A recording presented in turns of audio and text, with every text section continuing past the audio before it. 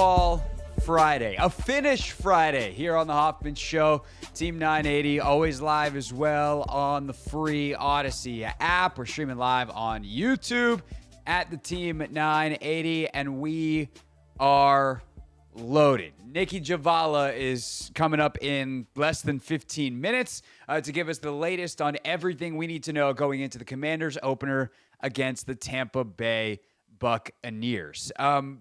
We'll get some Tampa insight coming up at 5 o'clock. We'll pick the games. All of your usual Friday staples that you've come to love over the last 2 years of us doing this, or if you're new to the show, over the last year since football season, the last 8 months since football season, we got a couple of things we typically do on Fridays. We'll guide you through them as we go. But we start with just kind of some general thoughts, preview, and what's at stake in the game. And for week one, what's at stake is getting off on the right foot. I am not one of these people that's going to say, you have to get off to a good start. The season's over if they don't play well. I have a very, very long view on this season. And I expect there to be bumps in the road. I expect there to be bumps in the road early. I expect the road to get smoother as it goes. That is not directly going to translate to wins and losses, which makes it very difficult and at times frustrating to talk about on the radio, because ultimately it is, in the long run, a results business. But the ability to look at how a team is playing from an effort standpoint, how a team is competing week in and week out, is something that I think we can appreciate a heck of a lot more this season after what we saw last season. We saw what it looks like when a team isn't competitive. We saw what it looks like when a team doesn't show up to play every single week. And so I think it's really important to keep that in mind as we go through this season, that this is, and especially this weekend, right? This is the first game of what we're hoping is a decade-plus run, at the very least, for Adam Peters. Head coaches lasting that long, it's really tough. I would love if Dan Quinn learned from his Atlanta experience and is able to figure it out here. He seems to just be an unbelievable human being. You root for people like that. He cares about the right things, and we'll see if he's good enough as a football coach and to hire the right people and sustain that over time to be here a long time as well. But this is literal step one. This is infancy. This is like the baby's still just like he's sleeping and pooping. Sorry. It was kind of direct. But baby's sleeping, baby's pooping, not doing a whole lot else. Now, is there a chance that this baby walks pretty quickly? Sure, that'd be sweet. I would love to be talking about a competitive football team late in the year that's not just competitive all of a sudden because they've had some growth throughout the season, but because they're competing for something, that the playoffs are legitimately in their grasp. That would be incredible. But on a baseline level, this weekend, does this team come out, play fast, play physical? Does the game plan not stink? Honest to God, after what we saw the last couple of years here, and especially last year offensively, can we just see a game plan that makes sense, even if it doesn't ultimately result in a win? Are there building blocks to grow on? And it comes against a Tampa team that is a tremendous challenge. Todd Bowles is one of the best blitz designers in the entire league and has been for the better part of a decade. If not more than a decade, frankly. And watching a lot of their pressure stuff this week in preparation for Take Command, in preparation for this show, man, you want to talk about a challenge for Jaden Daniels. And Dan Quinn talked about it earlier this week that, thank God Jaden's a good processor, but he doesn't have the memory bank to even pull from. It's everything film study that he's been working on this week and in the previous weeks to get ready for Tampa. It's what they arm him with information-wise, but it's a new team. Like what they did last year is going to be different. Devin White's one of the best blitzers in the league. He's not around anymore. And so what they do is, a lot of teams that are three-down defenses, aka three defensive linemen, three big hog mollies with their hands in the dirt. We always, associate, okay, that means they have the two outside linebackers. Obviously, Washington fans know that from back in the day when the Commanders ran a version of a 3-4 for the better part of a decade with guys like Ryan Kerrigan and Preston Smith on the outside. Then you have the nose tackle and you got the two defensive ends. Okay, well, Tampa still does that.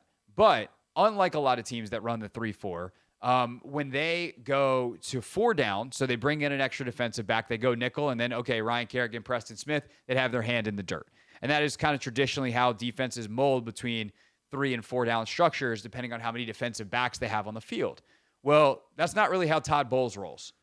And this is what makes picking up pressure, understanding where it's coming from, just so ridiculously hard. Is they'll say, okay, Vita Vea and one other defensive tackle, you'll have your hand in the dirt. But now we got a linebacker that's just kind of mugging up in the A gap, the B gap, whatever, somewhere in the middle line of scrimmage. He's just kind of floating around. 2 outside linebackers, 2 guys that are lined up as like in traditional edge spots, but they're standing up. But they're guys that can drop out into coverage. So it's not like it's not like, well, we know who the known rushers are. It's like, no, that linebacker in the middle might actually be coming. You got Winfield down in the box floating around. And that's the simpler stuff. There are times they go 3 down, and then they'll overload with potential blitzers over those 3 down and have one standing edge guy on the other side of the line of scrimmage. So where, I've seen alignments where they have 3 down in a traditional 4 down spacing, but the guy that's playing like a 3 technique, so between the guard and the tackle, is an edge player who's standing. But he's lined up over, between the tackle and the guard. And you're like, what? What's he doing? Why is he there? Why is he standing? Why is he up versus down? And those 3 guys are down. And that's not worth, if there's 3 down, what do you mean they're separated and there's a bunch of dudes in between them? Like, they do some wacky stuff with their fronts. And not only do they do it on 3rd and 7 in a high leverage, 3rd down, known passing down situation, they do that crap to you on 1st and 10. And a lot of the blitzes they're going to call on 1st and 10 are more like run blitzes, if you will, things that are maybe a little less aggressive in getting after the passer, a little more disciplined in terms of rush lanes so that there's not enormous gaps in the run game. But the run game itself is something that's really complicated. And we talked about this in depth in a way that we're not going to on the radio on Take Command. But the shortest version is when you block against 4 down, which is what the Commanders have been practicing against almost the entirety of camp, how you get the double teams, who goes to the second level, the angles you can create, they're different. And maybe some of the runs you really like against 4 down structures, you don't even run at all against the 3 down structure. And so the play calling for Cliff becomes really complicated because, okay, they have their 3 down personnel out there. Let's call a run we like against a 3 down structure. Well, now they've lined up in some goofy front that's actually similar to a 4 down structure, and Jaden Daniels got to be able to change the play to get into a better run. And so there is, on top of the fact that there's good players defensively, some good DBs, guys like Jamel Dean's a very solid player. Obviously, Antoine Winfield on the back end is one of the best safeties in the league. Vita Vea is a monster up front. So, like, some of the ways you can take advantage of certain 3 down fronts, not so easy because Vita Vea is a mountain to try to move as opposed to merely a large man.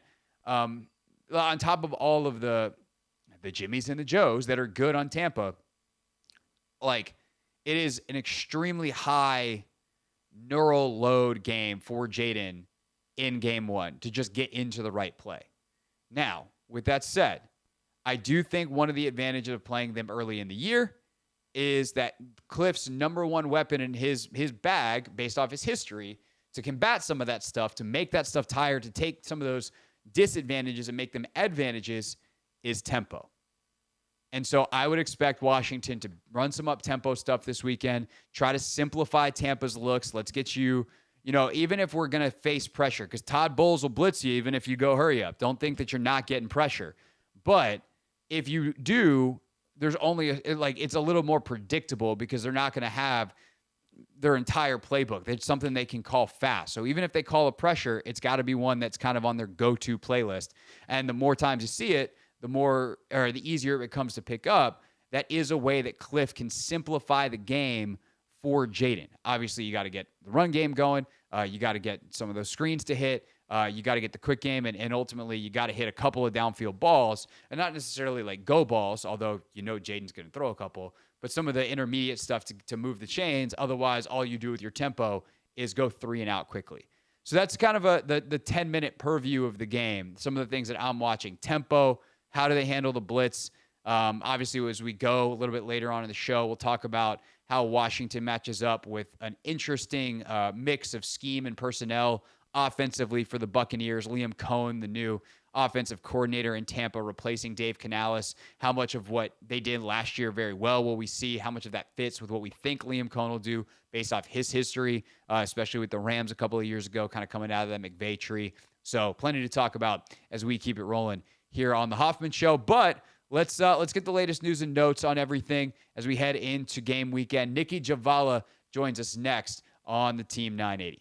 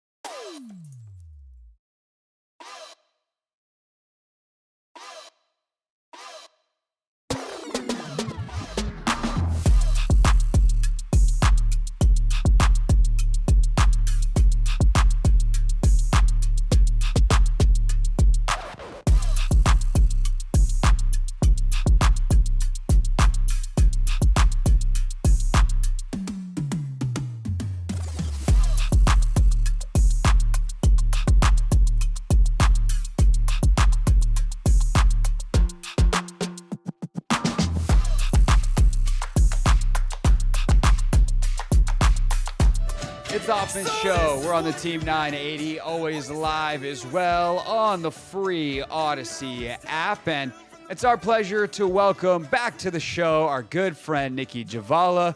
Nicki, we've almost made it. I feel like I've said that to every single guest this week, but it's a Friday. As they know known in Ashburn now, it's a finish Friday, and we have a game on Sunday. How are you feeling?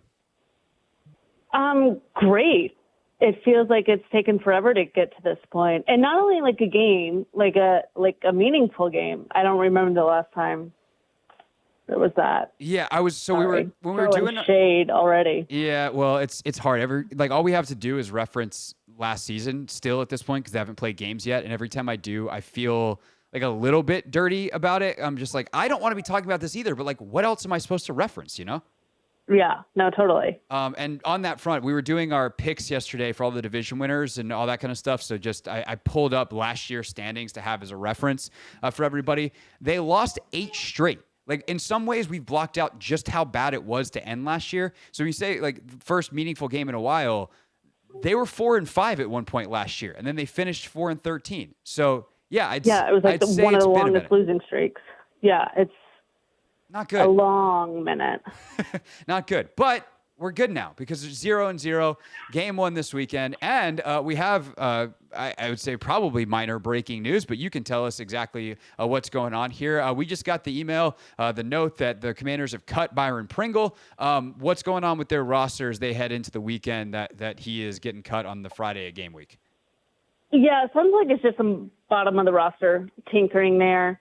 But that leaves them with 6 receivers at this point. And with Olamide Zaccheaus as their lone kick returner on the depth chart. So, yeah, I did see that one coming. But, again, they're going to make plenty of moves in and around every week probably as they kind of tinker with the roster. They could add him back to the practice squad if he clears waivers, though if they do, they're already maxed out at 17 there, so they would have to make a cut or elevate somebody from the practice squad to do that. Yeah, and there was also game status updates, which Dan Quinn kind of alluded to in his presser, but Marcus Mariota is out for Sunday, dealing with a pectoral injury that he suffered in Wednesday's practice. He did not practice today, did not practice yesterday, so he's out. Jeff Driscoll will be the backup. Brandon Coleman has been full all week, so he's full go. We just don't know. Is he going to start? We don't know. Quinn just said he'll play. And Johnny Newton is doubtful. They're going to take it all the way up to the game, but if I had to guess, I would be surprised if he's out there. Yeah, it certainly seems like it based off what Quinn said today. And also, like, doubtful, if you put that on an injury report, the NFL basically launches an investigation if the guy actually plays. So definitely seems like it's unlikely. The Coleman response in the press conference I thought was interesting, Nicki, and I'm wondering what other intel you've been able to gather and kind of your thoughts on this. Dan suggested that both Brandon Coleman and Cornelius Lucas were going to play at left tackle over the weekend. Why do you think that is, and what do you make of that being the plan going into a week one? Yeah, I mean, Cornelius Lucas has taken all the reps with the first team offense throughout practice, at least in the media viewing portion, which is now limited now that the regular season has started. But he's the one that's gotten he has the experience coming in. And Brandon Coleman, obviously a rookie, but also did not get any preseason or joint practice work because of the shoulder injury that he got. Like literally the day he was named, the starting left tackle on the depth chart. So, they may try to ease him in. It's tricky because, if Cornelius Lucas is playing well, do you really want to shake up the line at that point just to get a rookie starting experience? I would think not, but I don't really know what their plan is or what their thinking is there. They've held their cards close. So, I still think they really like the kid, but, the injury threw a bit of a wrench in their plans. As never has happened before in the history of football, of course, famously. Right, yes, injury-free sport. Nicki Jhabvala, Washington Post, with us here on the Hoffman Show, giving us the latest from everything going on in Ashburn before the Commanders leave for Tampa and week one of their season. Obviously, all eyes are going to be on Jayden Daniels. If you think back to draft day and kind of the process leading up to and what you thought was possible in terms of Jayden's readiness and how you'd feel about him starting week one compared to the reality of how you feel on the Friday before he makes his debut Sunday, how are those things the same? Are those feelings the same? Do you try not to set expectations? Like, how ready do you think he is, as we'll find out for real on Sunday? I think probably as ready as any rookie can be. I mean, he's exceeded my expectations coming in on the whole. Just, we've seen how many rookies and young quarterbacks come through and just some of the struggles they deal with and, the challenges that they face on top of the obvious challenges of their position. But he's exceeded my expectations. He looks poised, unflappable, I would even say.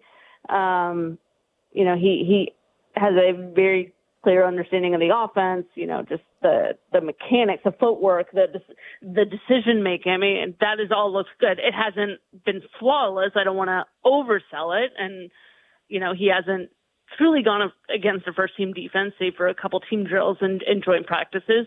So, he could still face plenty of adversity as a rookie, but he's come in prepared. He's worked hard. We've heard from teammates and coaches who have lauded his work ethic and the time that he's put in. So, yeah, I think he's as ready as any young player will be, and that's great for the Commanders going in. So basically the same question about Dan Quinn. When we all had our impressions of Quinn based off what he was in Atlanta. Obviously, bad taste in everyone's mouth for the last game that happened in Dallas, even though he had led a top 5 defense multiple years in a row. How does the Dan Quinn experience through this first offseason compare to what you thought it would be?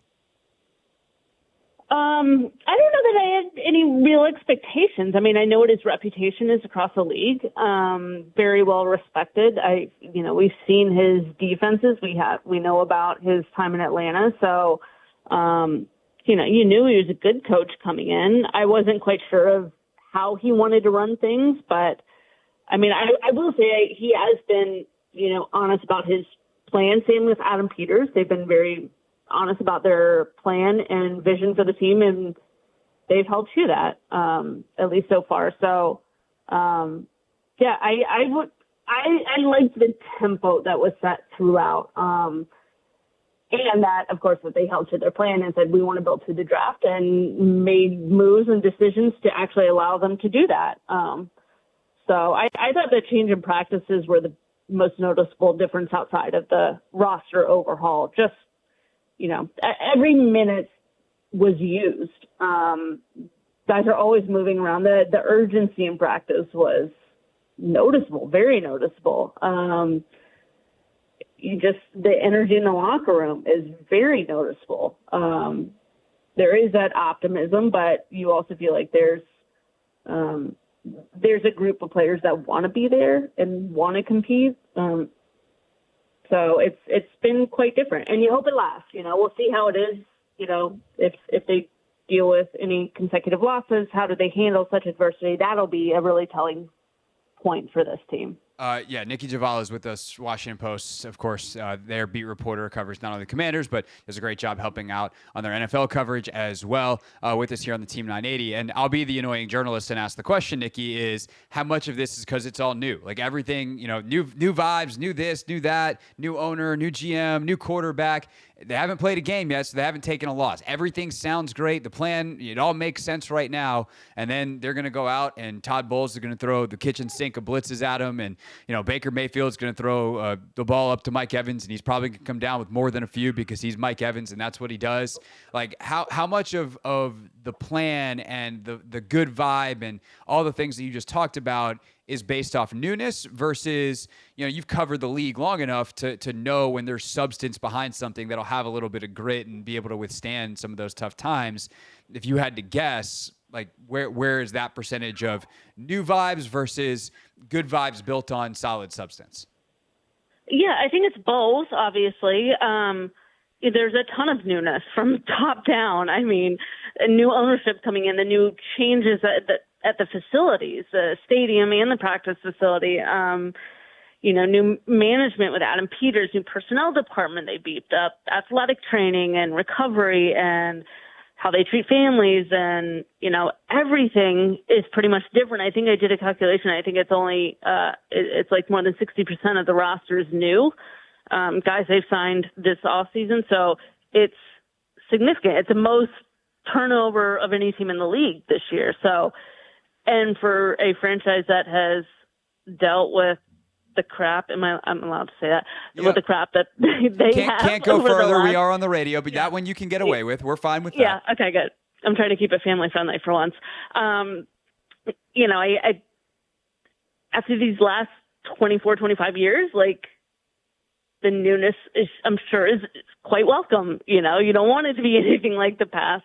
But I also think there's some real, not just optimism, but, optimism based on what he's shown so far about Jayden Daniels. I do think, and I'm guilty of this too, I feel like anytime there's a new quarterback, sometimes it can be oversold as sort of that hype builds up, the optimism around that newness. But I really do feel like Jayden Daniels is the one, at least since I've started covering the team, which was 2020, that really feels like he has a chance to truly be successful, not just this year, but for the long term, assuming they put, the right pieces around him and give him the help that he needs up front with the line, with the skill players, with the defense. And I think for the first time in a long while, at least from, the fans and the reaction that I've seen is, you feel like they really have a legitimate chance. I'm not saying to win the Super Bowl, but to be successful finally. They have the right brain trust. They have ownership that is willing to invest. They have the right personnel to make something happen. And each year I feel like there's at least one or two significant knocks on the team where you couldn't fully say that. The family and FCC, very important, FCC-friendly Nicki Jhabvala with us for another minute here on The Hoffman Show. All right, Nicki, key to the game this weekend for you. If you want to pick one per side of the ball, I will allow you to, but what is your key or keys to the game for a Washington win this weekend? Yeah, protect Jayden. That's got to be the biggest one in my mind. And, I mean, look, there's only so much you can do against a player like Mike Evans, but, if they can play sound football on the back end to try to limit the explosives, that would be huge. I mean, this is a secondary that has a long history of giving up massive plays that just, kind of shoot themselves in the foot. But I think protecting Jayden, giving him the best chance to really be successful has got to be paramount, not just this week, but every week, but especially when you're facing a front like Tampa's.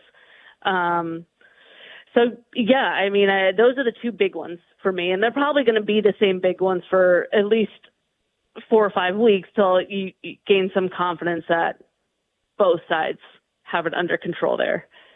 Yeah, no doubt. And, it's funny because the identifying those things from our seats, not always that hard. Accomplishing them, the details that Cliff and Joe Witt Jr. have to do to actually execute them, that's why they get paid a lot of money. So correct. It's so easy for me to say from the press box. Hey, just eliminate turnovers. It's hold on to the football. But it really is. What's so hard about that? You know, like that is what the game is, though. Like, hey, limit explosive plays and create some on your side. Okay, great. How are we going to do that? I don't know. That's your job. Figure it out. Right. Nicki Jhabvala with us. News, notes, everything you need to know about the Commanders game against the Bucs. Not only over the last 12 minutes she's been with us, but much more in the Washington Post, which you can check out at WashingtonPost.com/sports or when they throw it at your house.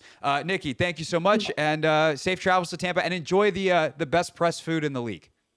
Thank you. I will. That's Nicki Jhabvala, everybody, with us here on the Hoffman Show. And really, Anthony, Tampa, I think I've said this on the show already this week, best press box food in the league.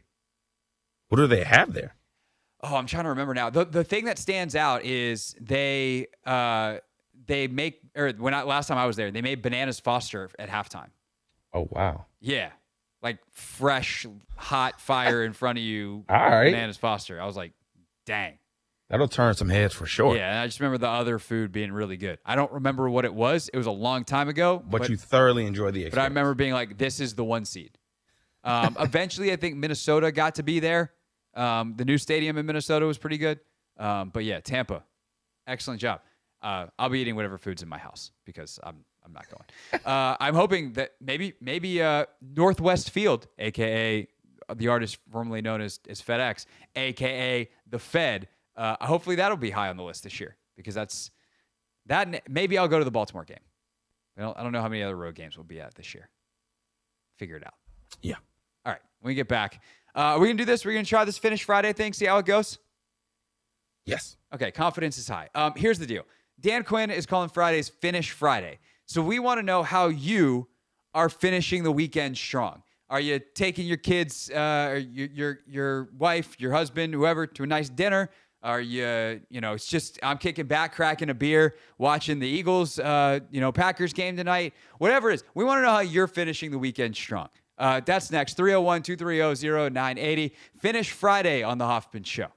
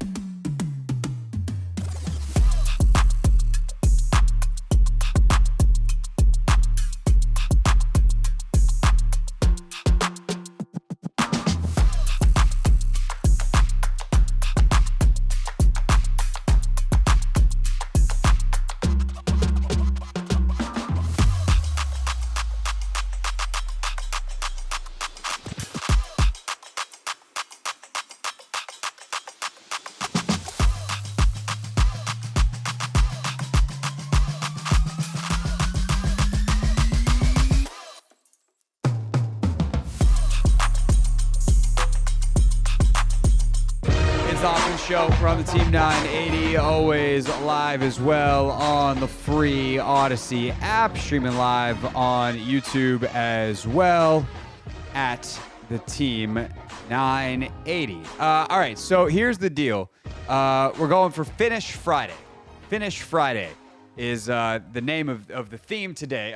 Again, Dan Quinn's got Tell the Truth Mondays, and Monday at this time at 4:30, we'll be taking your calls where you get to tell the truth about what you saw in the game. You want to run something by me, you just want to get it off your chest, whatever it is. We're going to open up the phone lines. Last year, we kind of almost saved the phones until Tuesday. We'll still have our Vibe Check Tuesday, but we'll open up the phone lines on a Monday for Tell the Truth Monday, because that's the way Dan Quinn would want it.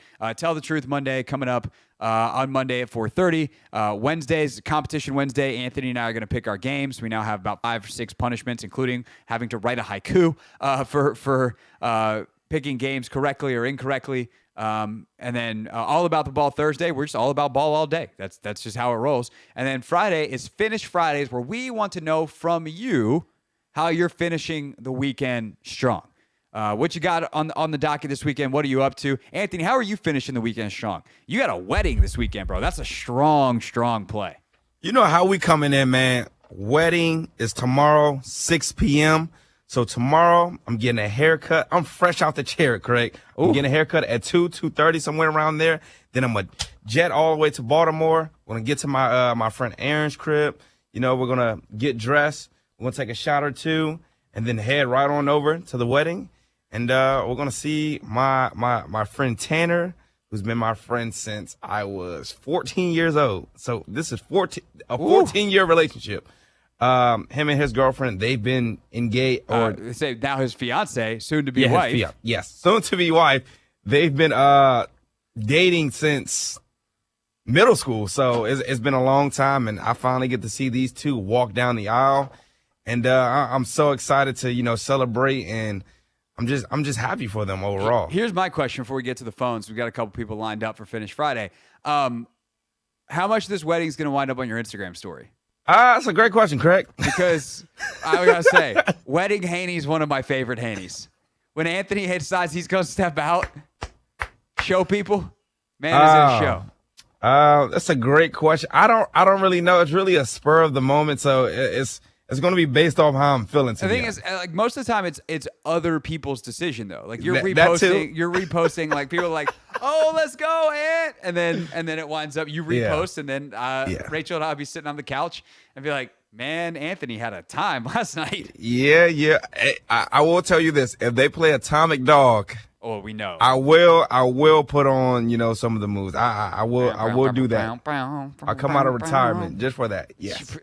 You're not retired. I am retired. You're retired. I don't do it often. Say it's only because the song doesn't just randomly pop on. When's the last time Atomic Dog came on and you didn't? It's a great question, Craig. It's a great question. I don't know. It's been some time. Probably when we play the open on the show about Darren Haynes. That's probably the only time. That too. That's probably the only time. All right. So it's Finish Friday. How are you finishing the weekend strong? 301-230-0980. Let's go to Doug in Richmond. Doug, how are you finishing this weekend strong? Hey, Craig. Appreciate you taking the call. Yeah, you got it. So I'm in Richmond, so I think on First Fridays where they show all the artwork, I might go down with some friends on Broad Street. Look at some art. I'm not really an art guy, but I think it'll be cool to go with some friends and then cook myself a meal for the first time this week. I am an eater-outer a lot, so I'm going to see how my cooking skills fare tonight. And then, catch up on these exciting football games that are coming up. Start getting anxious with the late window game. Maybe drink a little. We'll see. Yeah. Hey, but yeah, that's how I'm going to finish mine. I love it. That's Doug gets the spirit of Finish Friday. And by the way, we love that Doug's veering away from his weekday schedule, Anthony. He's normally not an art guy, but he's going to check out some art. Yeah. 2, not a big cook at home guy. And then he's cooking himself a meal. Doug, excellent work. I'm not trying not to bring down my apartment, Craig. Yeah, that's a strong finish. The apartment's still not set ablaze. Doug, thank you for calling. Appreciate the call. Excellent work. that is a finish Friday. That's Doug gets the show. A solid work. I was going to ask what he was going to cook. Oh, that would have been a good one. We should have asked him. Yeah. We should have asked him. What are you making tonight? I'm not making any. I'm going to eat out tonight. I'm going to. So the thing is, we shouldn't say where you're going. We got to have good operational security here. Yeah, I'm supposed to be getting up with everybody that's going to be at the wedding tomorrow. You know, the big night before the big day. Yeah. But we don't know what time we're meeting up. Nobody's got a plan. Nope. There's no plan. So most likely we got a lack of leadership here. We got to. Craig, usually I am the leader of these things. Like for the bachelor's party, I was the one that found the Airbnb, put the itinerary together. Are you the best man? Are you the band? I'm not the best man. No. So who's the best man? He's not doing. He's having a wedding without a best man. Oh, that's the problem. No one needed to step up, and it looked like it was you, and then everyone's looking at you, and then they're like, They are looking at me. I think if there's no plan set in stone, by the time I get off work today, I will just make an executive decision. We'll probably get some Litos, pizza. We'll get some wings. And watch Packers Eagles. Yes. And just, fellowship, talk about, some of the stories from 10 years ago. It's a cool evening. Say, in the theme of Finish Friday, that's a strong finish. Hey, we got two finishes there. Yeah, that's what I saw you reaching for the phone. Is there anybody else lined up to talk for Finish Friday here? No, I was about to, and then they dropped. Yeah. Okay. But now that people understand what we're doing here, if you want to get in on Finish Friday, 301-230-0980. We'll also talk a little bit more about the game and maybe a little bit more about last night's game because, boy, is there a lot to talk about from there. And then at 5 o'clock, we got a friend from Tampa coming on to preview the Bucs. So we're locked in. It's a Finish Friday on the Hoffman Show.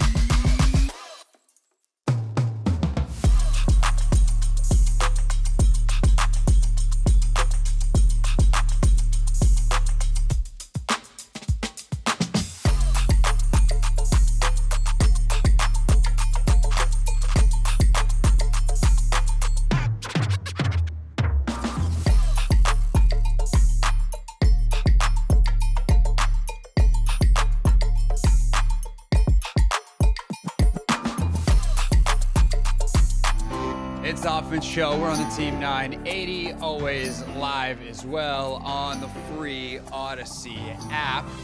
Thursday night football last night got the season started. We got a Friday night game, Eagles and Packers tonight. Should be fun. And by the way, Anthony, maybe this is what we do here in part, on top of talking about last night's game. We really goofed the end of yesterday's show. Yeah, we did. And by we, I mean 90% me. You have to take at least 10% of the blame because you could have saved me. You could be like, hey, by the way, we need to do this. And I'd be like, oh, yeah, thanks.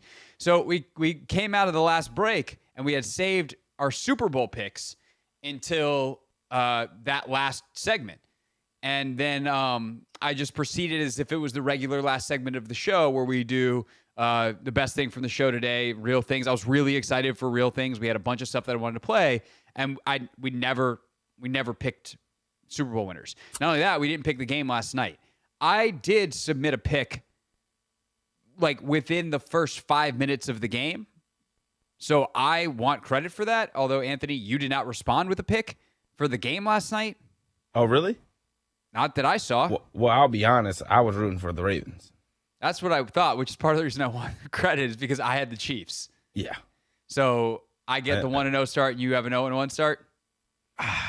To be honest, I think we should just, not even include it because now I'm off to another horrible start to the season. That reasoning is not good enough.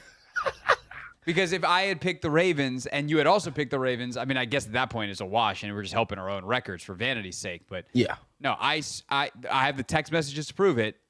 I said Chiefs tonight, Chiefs for the ship, or Chiefs for the three-peat. So my Super Bowl pick this year is I'm saying they're going to do it. I think Kansas City is going to three-peat.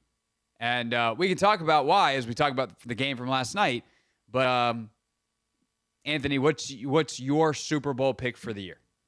I'm going with the Ravens to beat the 49ers in the Super Bowl. This is what I said before the game kicked off. That is true. Well, not before, but you said 5 minutes in. Well, you might have said it, but in the text message, it was when you responded to me sometime in the middle of the first half. Oh. But I have no doubt that was what was in your head before kickoff. Yeah, that was in my head before kickoff for sure. But after seeing the start, you already have regrets? I just don't feel too confident about, Baltimore just because their O-line isn't that good. Yeah, well, I want to talk about that in a second because I do think that it's being a bit overstated today based off one game of sample size. But and a lot of circumstances. But I've got Kansas City over Detroit. I just can't bring myself to San Francisco losing in another Super Bowl. So I've got Detroit making the NFC Championship game. Kansas City, I think they're the best team in the sport. They have the best player. They got better of the three rosters that they've had the last 3 seasons, 2 of which have already won titles. I think there's a legitimate argument to say that this is the best one. They've finally got a legitimate threat outside in Xavier Worthy, who scores last night. Granted, one of the ways he scores is on a busted coverage, but then he has the end around. Like that super speed weapon, the speed is back in this Kansas City offense after being a bit more methodical. And the fact that Mahomes can beat you by taking advantage of the speed, he will not miss layups.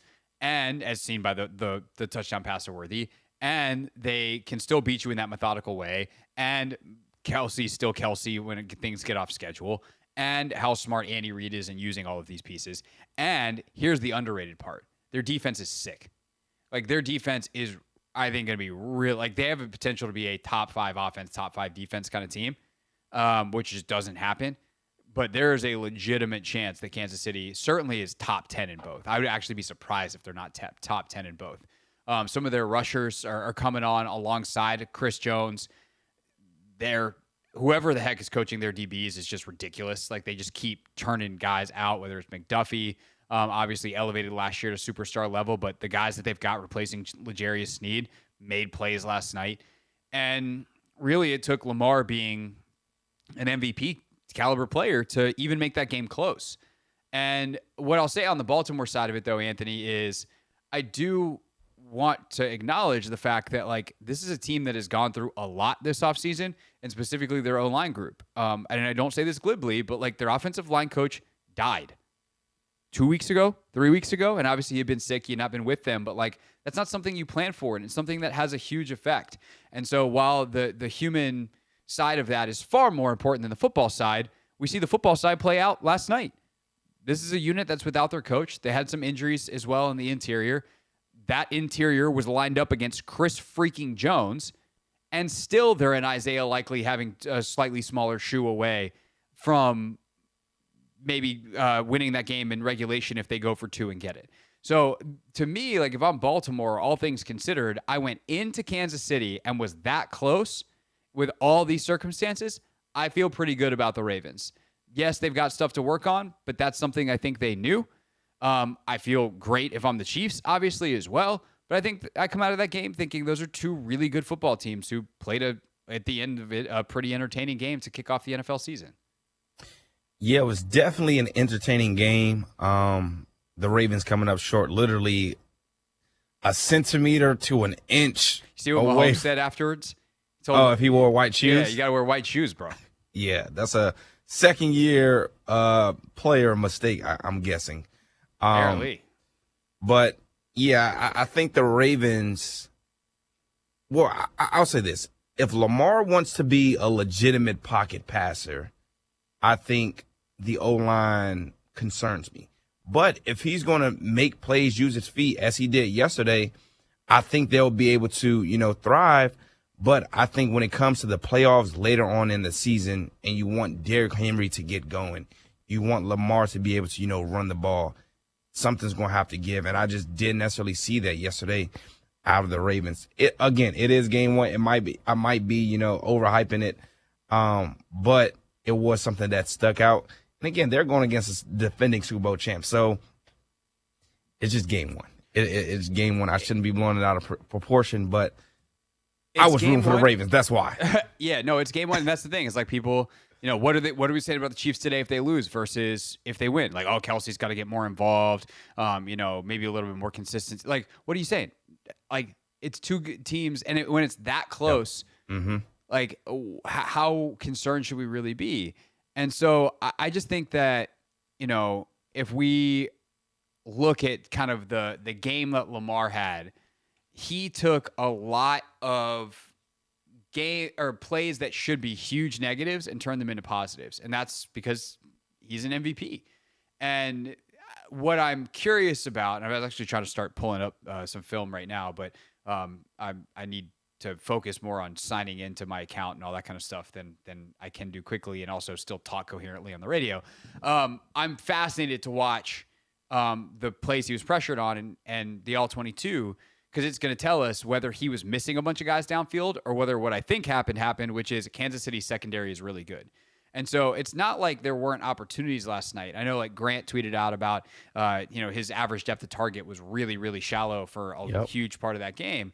But part of that was because when they called deeper stuff, it wasn't there. And instead of chucking the ball out of bounds over a guy's head and getting a longer target, Lamar would run for 6 yards or 12 yards or whatever. And so not even check it down, right? Like, yes, he did some of that, but sometimes like it literally is target, right? So every attempt, as far as I know, goes into that formula. Certainly anyone that's considered a target, I guess if it's a true throwaway, they might scrap those. But the point being is it's not like they weren't calling intermediate and deeper stuff. I think the Chiefs covered it really well. And so Lamar then was stuck either checking it down, which is a good decision, or running, which for him is a good decision. They didn't call 12 design runs for Lamar last night, and then he had 4 scrambles. They called like 4 design runs, and he had 12 scrambles. He didn't have, it's not like they're all of a sudden going to run Lamar 16 times a game. I think the Chiefs' defense is that good, and we should talk about it that way, because I think, before watching the film, I think that's the more accurate reflection of what actually happened last night. So we'll see.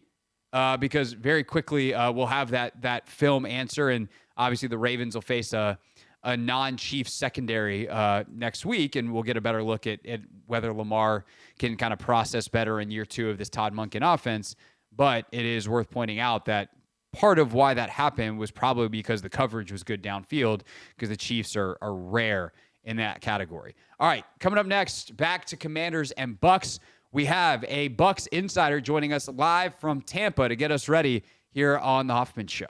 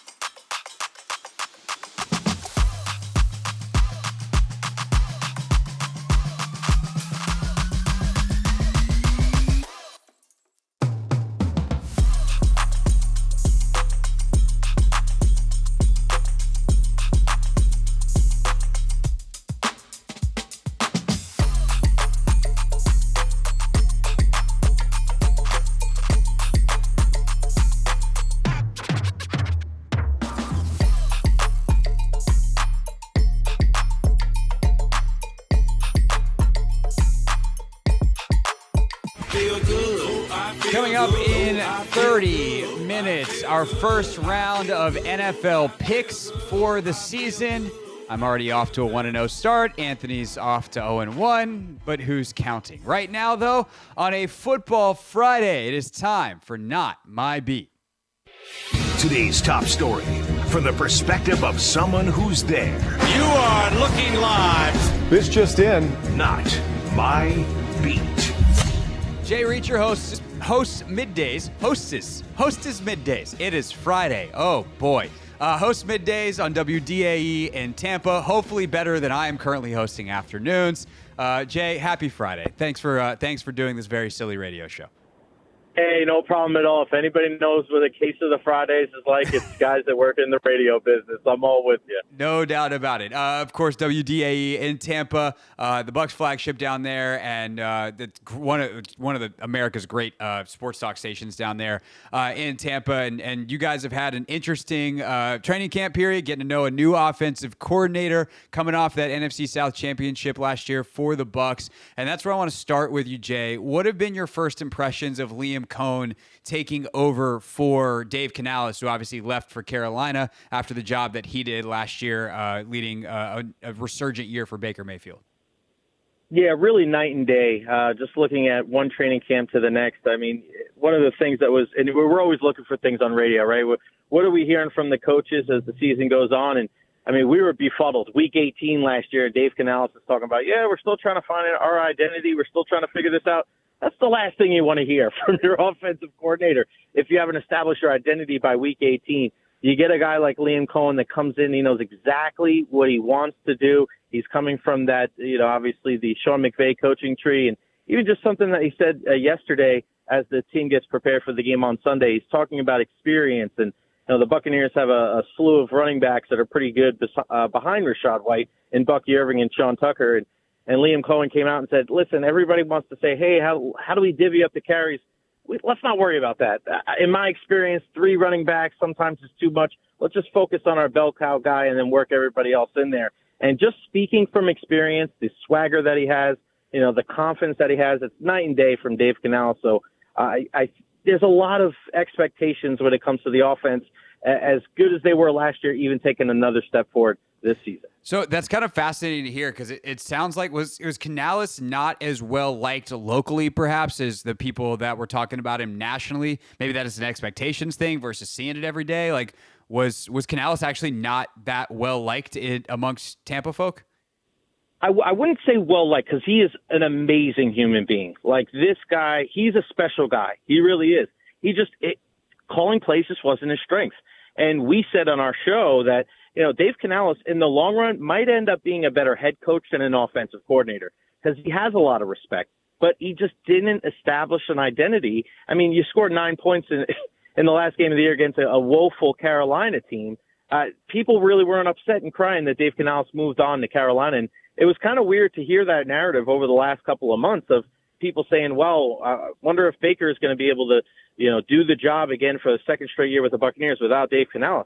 Well, Dave Canales, I don't think really put his players in a position to succeed. And I know I'm not the only person in the Tampa Bay area to say that. All 19 games last year, the 17 regular season games and the 2 postseason games, not one touchdown on the opening drive for the Tampa Bay Buccaneers. Questionable third down calls, inability to run the football, last in the NFL. They did all that, and they still won the division. The sky's the limit, I think, for this offense. And, yeah, Liam Cohen and Dave Canales, it's a well-received change in the Bay Area, that's for sure. That is fascinating. That was a storyline that I was not aware of. Jay Reacher, this is why we do this segment. I'm here for you, baby. I'm here for you, Craig. This is why we do Not My Beat, where we get the inside scoop from people that, it is their beat. It is what they cover every day. I am curious, though, Jay, what your beat thinks about our beat, if you will. Expectations for Washington are all over the place. There's all these rumblings in league circles that people are really excited about Jaden Daniels. There's also a lot of national analysts or people outside of here that think the Commanders are going to absolutely stink. What has been the talk in Tampa this week about your first opponent, the team that I spend my days talking about? Well, it's kind of ironic because Jaden Daniels' last game was actually, even though he didn't play in it, for LSU was when he was on the sidelines for the ReliaQuest Bowl at Raymond James Stadium. So we saw Jaden jumping up and down. I was like, oh, interesting where he's going to play next year. Ironically enough, his first game as a professional in that same building at Raymond James Stadium against the Buccaneers. Yeah, it's kind of varied, kind of like what you just said, but I know there is kind of an overriding sentiment, at least on our station on WDAE, to not take Washington lightly because of the respect. You know, we've seen Dan Quinn before, right? When he was with the Falcons, saw him 2 times a year playing against the Buccaneers, knowing going to the Super Bowl. There's a lot of love and respect for a guy like Bobby Wagner, knowing that, hey, when your quarterback of the defense is a guy that's probably going to be a first ballot Hall of Famer, you know, the defense is going to be, you know, at least on their P's and Q's. A lot of respect for Daron Payne and Jonathan Allen on the defensive line there. You know, maybe in the secondary, I think that's where the Buccaneers, or at least Tampa Bay fans, look at it and say, hey, all right, this is where, you know, we could have any advantage here, especially with guys like Mike Evans and Chris Godwin. But even though a young quarterback with Jaden Daniels, we have had, even though it was pre-Todd Bowles, some terrible experiences for the Buccaneers against rookie quarterbacks, against backup quarterbacks. So even though there's a lot of confidence when it comes to the Buccaneers, in no way, shape, or form is anybody kind of looking past this game.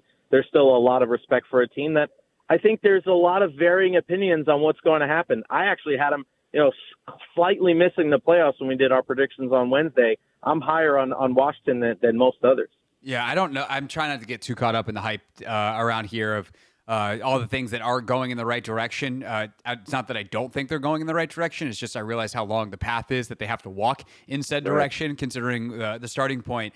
Obviously, it's going to be there's a couple bumps in that road very early on that Todd Bowles is going to throw at Jaden Daniels, Cliff Kingsbury, in this offense. What's it been like to cover Bowles, and what kind of strategies and what kind of things you think Bowles employs to try to trip up this rookie quarterback this weekend?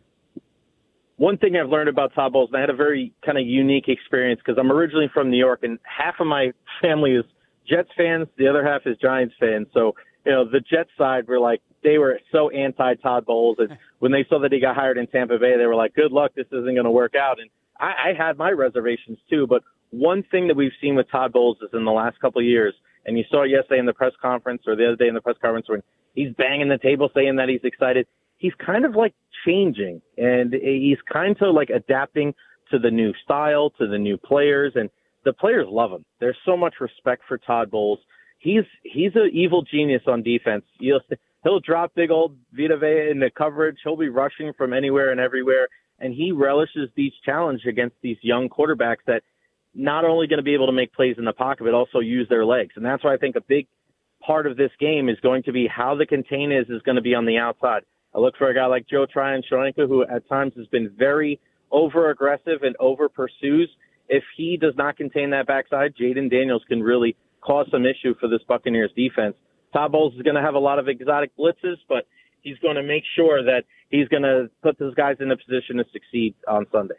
And then full circle, what do you think is the biggest key? I say full circle because I think I know where you're going to go here based off of what we've said so far. But what do you think the biggest key is for the Bucs on Sunday if they want to take down Washington in this opener? I think it's for them. It's just not trying to like recreate the wheel here. Run the football. We just spoke about it a little bit before about how there was the worst rushing attack in the NFL. You draft Graham Barton with that, first round pick out of Duke. He's won that center job. You got Ben Bredesen, the veteran left guard, to go with the other 3/5 of your offensive line. That's pretty good. I think if the Buccaneers, you win the turnover battle, run the football, and just kind of contain Jaden Daniels, I think they give themselves a good opportunity. If this game, it's almost like a boxing match, right? If you just box and you use your jab, you'll be in good shape. But if you get into a firefight, I think that's when you kind of leave yourself open to the possibility of letting Jaden Daniels go, get out in space. If he can do that, then throw the script out of the window, man. You just never know. And, hey, it's the NFL. You never really have an idea until the game actually happens. No, that's true, because everything you said sounds good. I would actually go the other way, to be honest with you, Jay. Like, as Jay Reacher's our guest here from WDAE in Tampa, if I was the Bucs, I'd be like, all right, Emmanuel Forbes, all right, Benjamin St. Juice, you're apparently going to be better coach this year. let's see what you got. And I would I would try to make the Commanders chase the game and know that I've got this blitz package and he's a rookie quarterback. I actually think that if the game becomes a bit more of a slugfest, that Brian Robinson's getting a bunch of carries for Washington, and they're not testing those corners for or Tampa's not having Washington's corners tested. I actually wonder if that tips in the favor of the Commanders. Yeah, it's a good point. And it's listen, I think we always go back to like running the football, right? And the games are always won and lost on the line of scrimmage. So I think looking at that very early on, I think we've noticed that throughout the first couple of weeks in the college season, as well as the game last night, you win that battle in the trenches, whoever's stronger at the line of scrimmage, even early on in the game, you can kind of tell how it's going to look later on. And, whoever wins that, it's going to be a good contest either way. No doubt about it. Jay Reacher, if you want Tampa side of things, you can check out what he was doing all week long down on WDAE. Jay, really appreciate the time, and enjoy the opening weekend of the NFL. Sounds good, man. Appreciate you having me. Talk to you again soon. Thanks. That sounds good. Jay Reacher, everybody, with us here on the Hoffman Show. And when we get back, Anthony, what are we doing when we get back? We're going to discuss in the break. Mystery box next.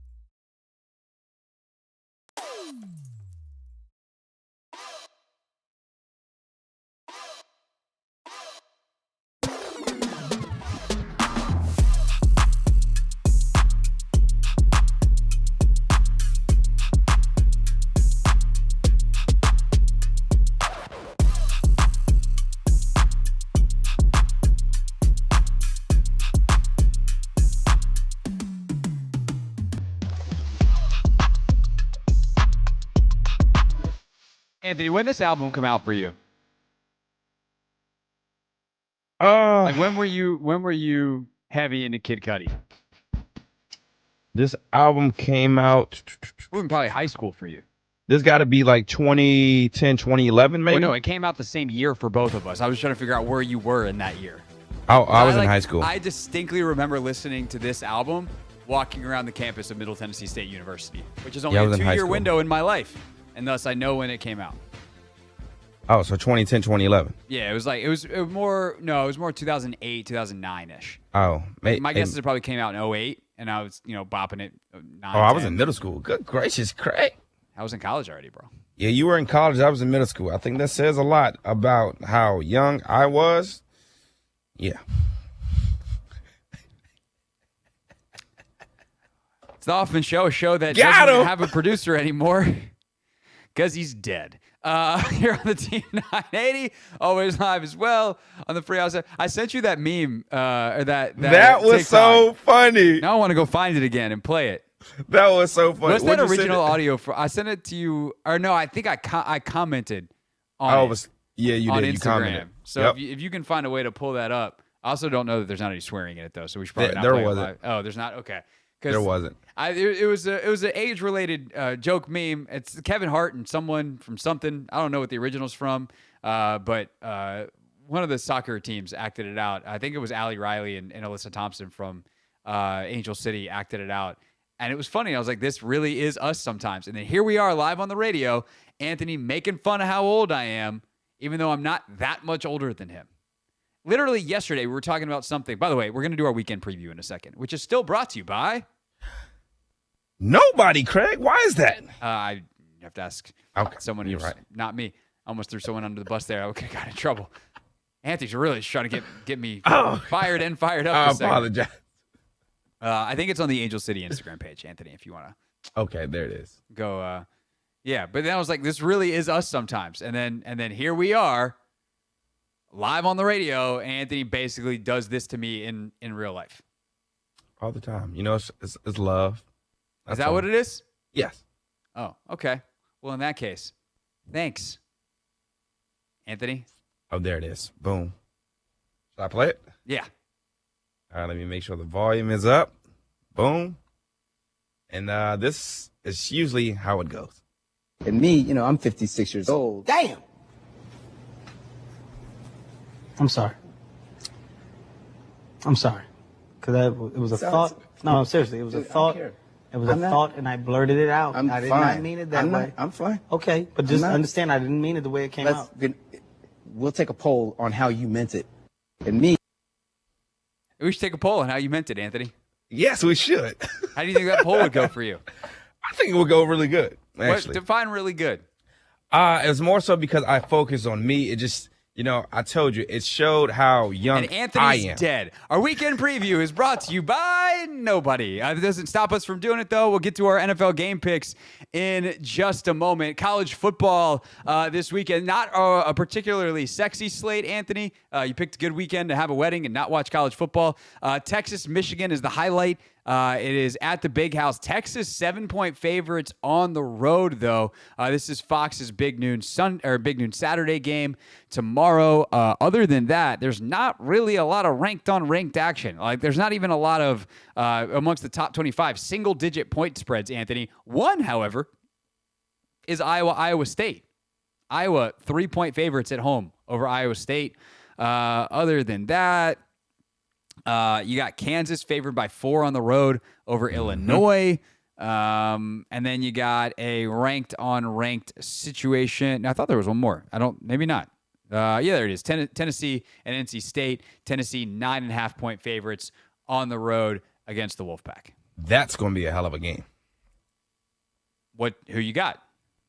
So I've been playing NCAA. The best kind of research. Yeah, and I didn't really know too much about Tennessee, but the quarterback they have, I think he's a freshman. That dude is a freak athlete. He's 6'6".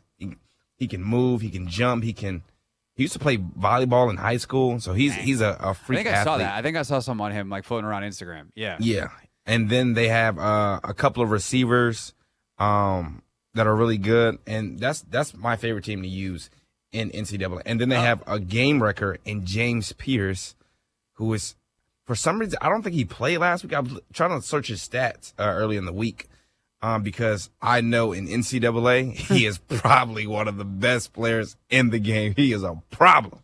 Yeah. So I think it's going to be a good one. And NC State's not exactly notorious for being a tough place to play. Not the world's greatest, but we'll see. Maybe they'll get rowdy in Raleigh for Tennessee coming to town. But yeah, fairly light college football weekend. But there's plenty to watch sports-wise across the spectrum this weekend. Tomorrow, 12:30, Audi Field, the reunion. I almost said reunion. No, reunion, Anthony. Of 2/3 of triple espresso from the U.S. Women's National Team, gold-winning team this summer. You got Sophia Smith and the Portland Thorns coming to town to take on Trinity Rodman and the Washington Spirit. So that is 12:30 tomorrow. And, Anthony, we didn't get a chance to touch on this at all yesterday. Did you see the huge Spirit announcement yesterday morning? The huge Spirit announcement. I sent it to you, so you definitely saw it. Oh, yes, I saw it. Yes. The Magic Man's in. Magic Johnson is now an investor in the Washington Spirit, so he'll be at the game tomorrow. That had to be one big soccer jersey they got for him. Yeah, he's a big guy. A big guy, and yeah. I would love to see like him and Croy Bethune meet, because Croy's like 5'2", man, 5'3". Magic's 6'9". There's just sometimes it's like the LeBron Kevin Hart commercial. We were like, those are the same. Those are both the same species. Yeah. Sadly. Yeah. So NWSL, the other big game of the weekend of note is Sunday night, 8 p.m. on NWSL Plus. Alex Morgan's last ever professional soccer game.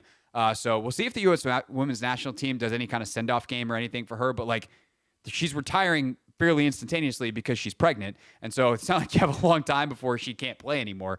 But Alex will be out there one final time for San Diego Wave on Sunday night. Some great W games this weekend, including tonight. Aces Sun tonight. You also got Lynx Fever tonight. The Fever are red hot as Caitlin Clark is coming off a triple-double. By the way, Sparks Sky tonight. If the Sky beat LA, LA is officially out of the playoff race. They've unofficially been out of it for a long time. And then Sunday, you have the Aces and Liberty. So you got your NBA final or WNBA finals, I beg your pardon, rematch. Asia Wilson, Brianna Stewart, Liberty having an unbelievable season. Stewie having not quite as good of a statistical season this year. Asia Wilson, meanwhile, it's kind of roles flipped from last year. Stewie was having an unbelievable statistical season, won the MVP. Very, very tight MVP race. This year, it shouldn't be. If anybody doesn't vote for Asia Wilson, they should have their MVP vote stripped. Yeah, it should be unanimous. It is that ridiculous. She's averaging how crazy 27, 5, and 12. Like, as in 27.5 points per game, 12 rebounds a game. They play 40 minutes in the W, Anthony. Yeah, that's outlandish. Outlandish behavior. Like, that's MVP numbers in the league, in the NBA, where they play 48-minute games.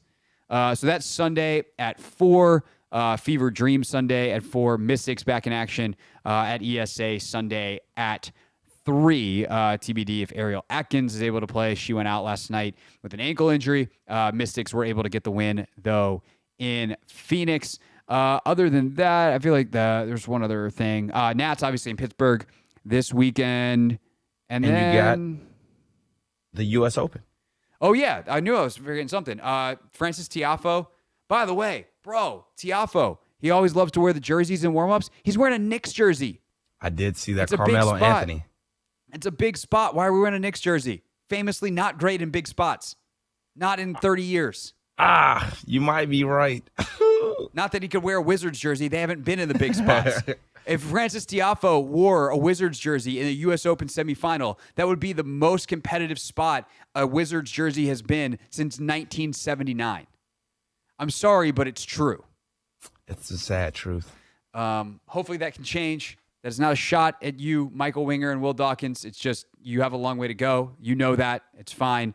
But yeah. So Tiafoe, Fritz tonight, All-American U.S. semifinal. So that's on this weekend. And then we got an American in the women's final, Jessica Pegula, the daughter, of course, of the Bills owners, who's we shouldn't have to say that. She's Jessica Pegula, top 10 tennis player. She's awesome. And she's taking on Arena Sabalenka, who is the number 2 player in the world and probably the best hardcourt player in the world, who is just...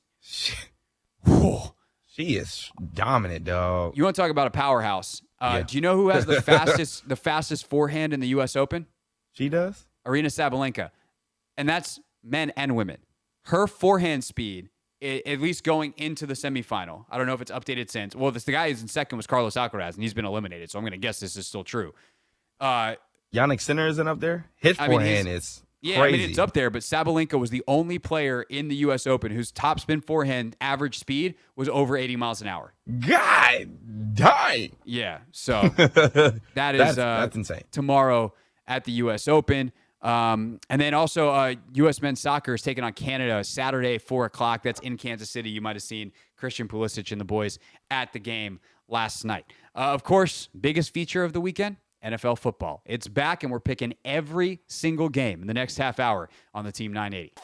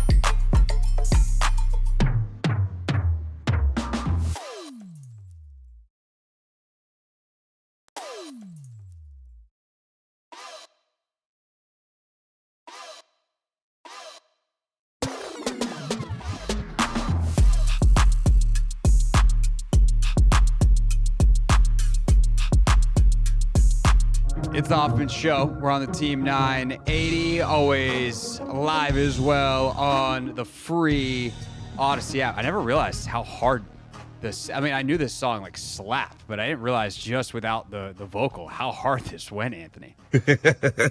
I love this beat. I did not realize that Sail was like that had that depth to it. Like, dang.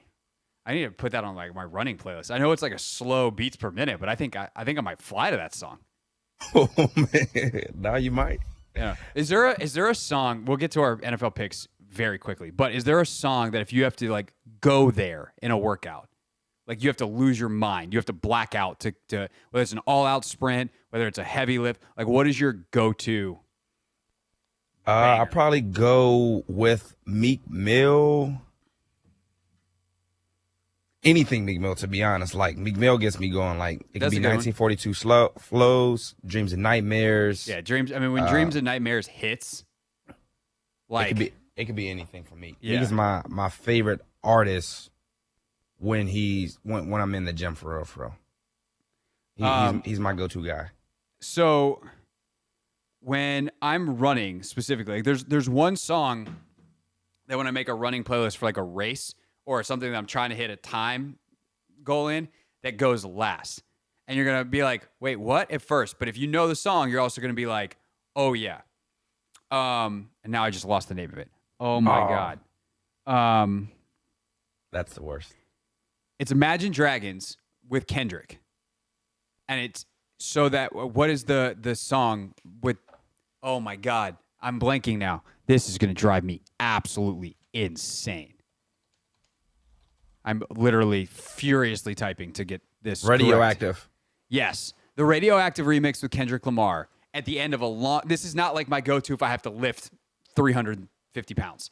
But if I'm on a longer run and I want to sprint home my last little bit, I want to make that cutoff time of whatever I've set in that race. When that verse drops from Kendrick at the end of Radioactive, I think my body goes numb and I turn into a different human. So try it out sometime. I'm going to try Radioactive. I'm going to add it to the playlist just so I don't forget. As long as it's in the at it's the got to top be the of my Kendrick version playlist. because it's not, there's just something, the way his verse builds, there's something that is sustainable and powerful about just losing your freaking mind. And then all of a sudden you're like, wow, I just ran really fast. I'm going to let you know Monday. There we go. Now that we've taken that long of a detour, let's get back on track. It is time, Anthony, for our NFL picks. Week 1, we go around the NFL. Yes. Get us that music. Speaking of music, that gets you going. That just pumps through your veins. It makes you feel a certain type of way. NFL films. When have they never not delivered? Here's how this works. We go through every single NFL game. We don't just pick them. That would be boring. We go, hey, I got this team. No, we give you actual analysis as well because that's what you come to the radio for. And it all started last night where we forgot to do this for Thursday Night Football. I did pick the Chiefs. Anthony did pick the Ravens. And so I start 1-0. He's 0-1. Okay. Packers and Eagles tonight in Sao Paulo, Anthony. Who you got? Why? For some reason, I'm seeming to lean the Green Bay Packers. And I think it's because of Josh Jacobs. I think they're going to really lean on this guy to be their bell cow all season long. I think he's a better physical and, all-around back than Aaron Jones. Aaron Jones out of the backfield is phenomenal. But I think Josh Jacobs just offers a little bit more. And with A.J. Dillon nursing the injury, I think he's going to be the guy that they really lean on. And then Jordan Love, he's the guy that I'm expecting to, take that next leap. And I think it's going to start week 1. I think that the Green Bay Packers are going to set the tone early and often. I agree with you. I think Jordan Love is, who's the better quarterback in this game? Jordan Love is. I know that sounds crazy because Jalen was an MVP, front runner 2 years ago. And they started 10-1 last year. And I do think that he still has room to grow. I think there's stuff he does really well. I don't think Jalen Hurts is a bad player. But I do... Again, I hate the vibes in Philadelphia. The Sirianni Hurts thing is weird, and I don't like it. And until they prove that they can overcome it, I'm not sold. And I also just think the Packers are going to be really good. If there wasn't... if they were in not the NFC North with the Lions or not the NFC West with the 49ers, I'd probably pick the Packers to win every other division. Like, I think I legitimately like them that much in the NFC. I'd certainly pick them to win the NFC East, and I'd probably pick them over Atlanta to win the NFC South. Like, Atlanta feels strong, but it's because they're in a terrible division. I'd probably take the Packers. I am that big of a fan of Matt LaFleur, that big of a fan of Jordan Love. I think they really came together beautifully at the end of last year, and I think what they did was sustainable. And their defense should be, continually improving as well. So I'll take the Packers tonight, despite Philly being 2.5-point favorites down in Sao Paulo. We'll come back to Commanders Bucks. Don't let me forget it, Anthony. Steelers and Falcons. This one's hard to pick because we don't know if Russell Wilson or Justin Fields is going to play. Wilson currently experiencing calf tightness. However, they are 3.5-point dogs on the road. So maybe it won't be as hard to pick, Anthony, because I was picked the Falcons either way. Yeah, that's what I was going to say. I don't think it really matters who quarterbacks this game for the Steelers. I think the Falcons are the better overall team. They got so much better in free agency, offensively and defensively. You love to point out the defensive improvements for Atlanta. That's like your favorite analysis. You're like, man, don't forget they got Justin Simmons. Don't forget they got Matthew Judon. I'm like, I didn't forget, Anthony, but I mean, I took your analysis there. Sorry. They already had, a couple of pieces in place. So I'm really excited for the fact. I think that the Falcons low-key are going to be a sleeper just because. I don't disagree. I know what I just said about the Packers and Atlanta, but, Atlanta might be the team I like fourth best in the NFC. I think they're going to be, as long as Kirk comes back from the Achilles, people forget, in part because he's Kirk and everyone loves to dump on Kirk, especially around here, or feels a certain type of way about Kirk. But, Kirk was balling last year. That was Kirk Cousins' best season of his career was last year until he got hurt, which is the first time in his career he's ever been hurt. So if he comes back and plays at 95% of that level, we're still talking about a pretty high-level quarterback. And that was happening, by the way. The numbers might not fully appreciate that because they had a bunch of dumb turnovers, including, some in the red zone. There was the wacky one that happened with Justin Jefferson at the goal line in that, what was it, the Thursday night game against the Eagles, and I think it was week 2 last year. So, add a touchdown to his total there. Add a couple more where they don't get points because of turnovers that weren't on Cousins. It wasn't like he was throwing a bunch of picks or even getting unlucky. They could not hold onto the ball. It was freaking weird. And so I think Kirk is due for a huge year. It's the best set of weapons he's ever had in totality. Obviously, he's had a great one with Jefferson the past couple years. But I think it's going to be fun to watch in Atlanta this year.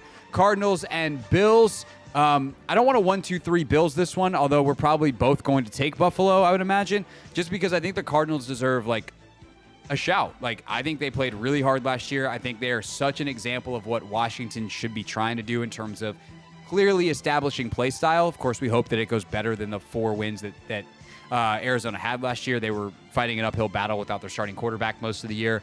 But Kyler played pretty well at the end of the year. Marvin Harrison Jr. is a monster, even though he's a rookie. There's some stuff to like on that defense. The Cardinals are going to be a pain in the butt that's still 1 year away from having the roster to really compete, and they're in a brutal division.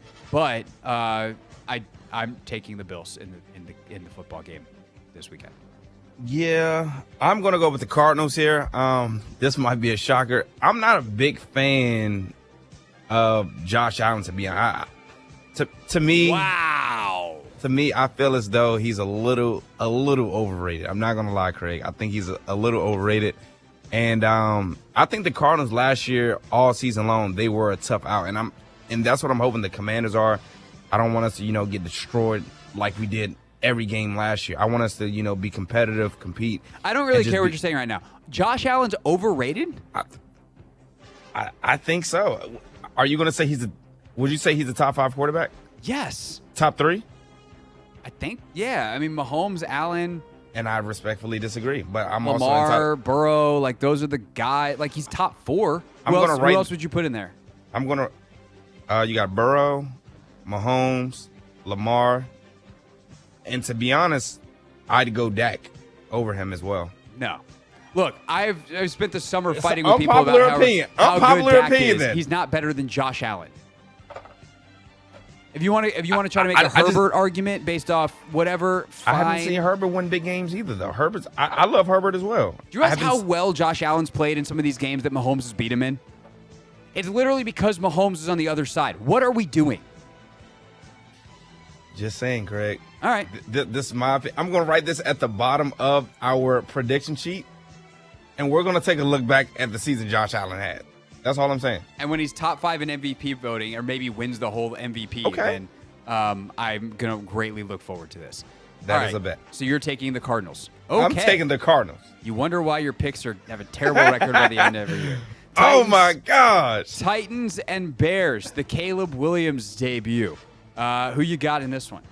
I'm going with the Bears. I don't believe in the Titans at all. I will say the Titans defensively will come to play. I think Caleb Williams will have a tough time getting acclimated, but Will Levis is going to struggle. I think the Bears defense is going to get after him. And I think it's going to be a closer game than we expect, but I expect the Bears to pull it out. They just have too much offensive talent. The Titans are super intriguing to me in a very silly way. Like, I like Brian Callahan a lot as like I heard some interviews and stuff with him, and I'm like, I like this guy. I think he gets it. And Bill Callahan early in a tenure, before his offensive line succumbs to injuries, like outstanding. He doesn't, and even when he's had to fight injuries, like he's such a good coach that there is a lag time on how good offensive lines are after he leaves. The Cowboys had a great offensive line like for 4 years after Callahan left. And it was because, yes, they invested in it with Zach Martin and Travis Frederick and Tyron Smith, but he coached those guys up to such a high level that they remained excellent. There was no drop-off. And one of his disciples, I think, took over as the O-line coach. And then Cleveland has been awesome. Washington, even, their O-line play wasn't hugely problematic until like 2-3 years after Bill Callahan left and all the players that he had coached had been rotated out. He's that good of a coach. And so I do think that there is a floor under Tennessee because they will not be bad on the offensive line. I'm taking Chicago. I think Chicago could be really good. But like Tennessee could be a Cardinals-esque team that struggles because their quarterback is, Will Levis is going to be incredibly up and down. If they're lucky, he might just be down. But dang, man, like their offensive line is not going to be the problem. I can tell you that much. Patriots and Bengals. Cincinnati, 7.5-point favorites. We picked the game straight up, by the way. I'm just mentioning the spreads for reference. 1, 2, 3 Bengals. Did you see the news coming out of Cincy? Is Burrow out? Oh, I know Higgins is out, and I know Chase might not play, but is Burrow out? Nah, Burrow's still playing. Okay, Bengals. I'm going to go with the Bengals, but I think your point spread of 8.5. Oh, I would take. I gave that game out at 8.5. Patriots plus 8.5 on Competition Wednesday. I already picked it against the spread for the Patriots. Oh, I thought it was the Bengals. Oh, I might have wrote that wrong. Okay, never mind. I have it written down, so I have safety on that one. All right, never mind. You're good. You're good. Patriots plus 8.5. It's down to 7.5 already. It's good. All right, yeah, that's a good one, Craig. Head to head. Yeah, I'm still going to go. Picking the game straight up. Yeah. Cincy. You're on Cincy? Yeah, I got the Bengals. Okay. I got the Bengals pulling it out. Look, the Patriots defensively might be annoying, and if you don't have any weapons, that's gonna be hard. But like Joe Burrow's still really good, and I mean, look, Jacoby Brissett's fine, but he has no one to throw to. Texans and Colts. Houston, 3-point favorites over your boys in Indy. Anthony. Where I'm going. I want to hear what you have to say, Craig. You know where I'm going. Yeah. You know where I'm going. Yeah, you're going with your boys that year. I'm going with the Colts. Yeah, and your boys, and that's fine. I respect that. And there's honestly a part of me that thinks that while the Texans are going, actually, you want to know what? I'm going to go with the Colts too. I'm going to go with the Colts in week 1. I picked the Texans to win the division. I still believe over the long run that's going to be true. But I know how much this game means to Indy, and it's the home opener. Building's going to be juiced. They're going to want to come out and prove stuff. I know, Houston's going to want to prove that they're one of the best teams in the league, so I'm not saying that Houston's not going to have any juice for this game. But I do think that, like, Houston, one of the things that Houston's got to make sure they do is not feel like they're too big for their britches, to use a classic, phrase that lots of people use in 2024. They have to make sure that they don't get ahead of themselves. And it's hard to do that against a division opponent, but like I do wonder, is there a world where they go out, Indy beats them, it's a little bit humbling, and D'Amico's like, thank God. And then that becomes the game they rally around. Hey, don't overestimate anybody. And it's a lesson they learn quickly as a young football team that's on the ascent, that's got a lot of expectations, and that propels them to winning the division and being one of the best teams in the AFC. Sometimes you need that at the start of the season. I think what happened to the Ravens yesterday is cool. Tough loss, great game. You live to see another day. I'm going with the Colts. They have this game circled since January. I might be being Anthony/Z-pilled here, but I'm gonna take. If you want to go with the Texans, go with the Texans. You want me to go with the Texans? I'm not going with the Texans. I'm going with the Colts. All right, Jags and Dolphins. The battle for Florida is on. Miami's 3.5-point favorites. Anthony at home. Who you got? I think I'm gonna go with the Dolphins. They always start fast. First game at home.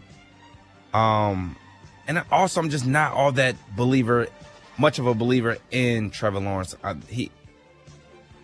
I'm excited to see what they do. Now, the Dolphins will be without Jalen Ramsey, so I think that does, change things defensively for the Dolphins, but I think they just have too much offensive firepower. And I think Tua and, Mike McDaniel, like the best part of, this being a week one game, you don't necessarily know what to necessarily prepare for. So I think Mike McDaniel, just how strategic he is, how good of a offensive mind he is, I think it's just going to be too much for the Jags. Yeah, remember last year when they came out with the motions, like the quick short motions, and everyone was like, what do we do with this? Yep. Imagine being the first team that has to figure that out in real time. Sorry, Jags, I'm taking Miami. Panthers and Saints. Look, we don't have to talk about this game much, but I'm going to take the Saints at home. Carolina's just not that good of a roster. I think they're better than last year. They at least look like a competent organization through a half of an offseason. Good for them. The team of my childhood. I hope that they figure it out. New Orleans is like the team that nobody cares about in the entire. Everyone, it's a weird year in New Orleans. Everyone's just waiting for the year to play out and Dennis Allen to get fired and then to move on from Derek Carr. But I'll take the Saints. Yeah, I'm going with the Saints too. Okay. Vikings and Giants. Sam Darnold and company, 1.5-point favorites against Daniel Jones and Big Blue. Who you got? I'm going with the Giants. I'm going with the Giants. Defensively, I really love what they have up front, their front seven.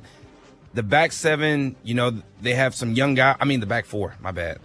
They have some young guys, but I think Deontay Banks, I think he's going to take a step.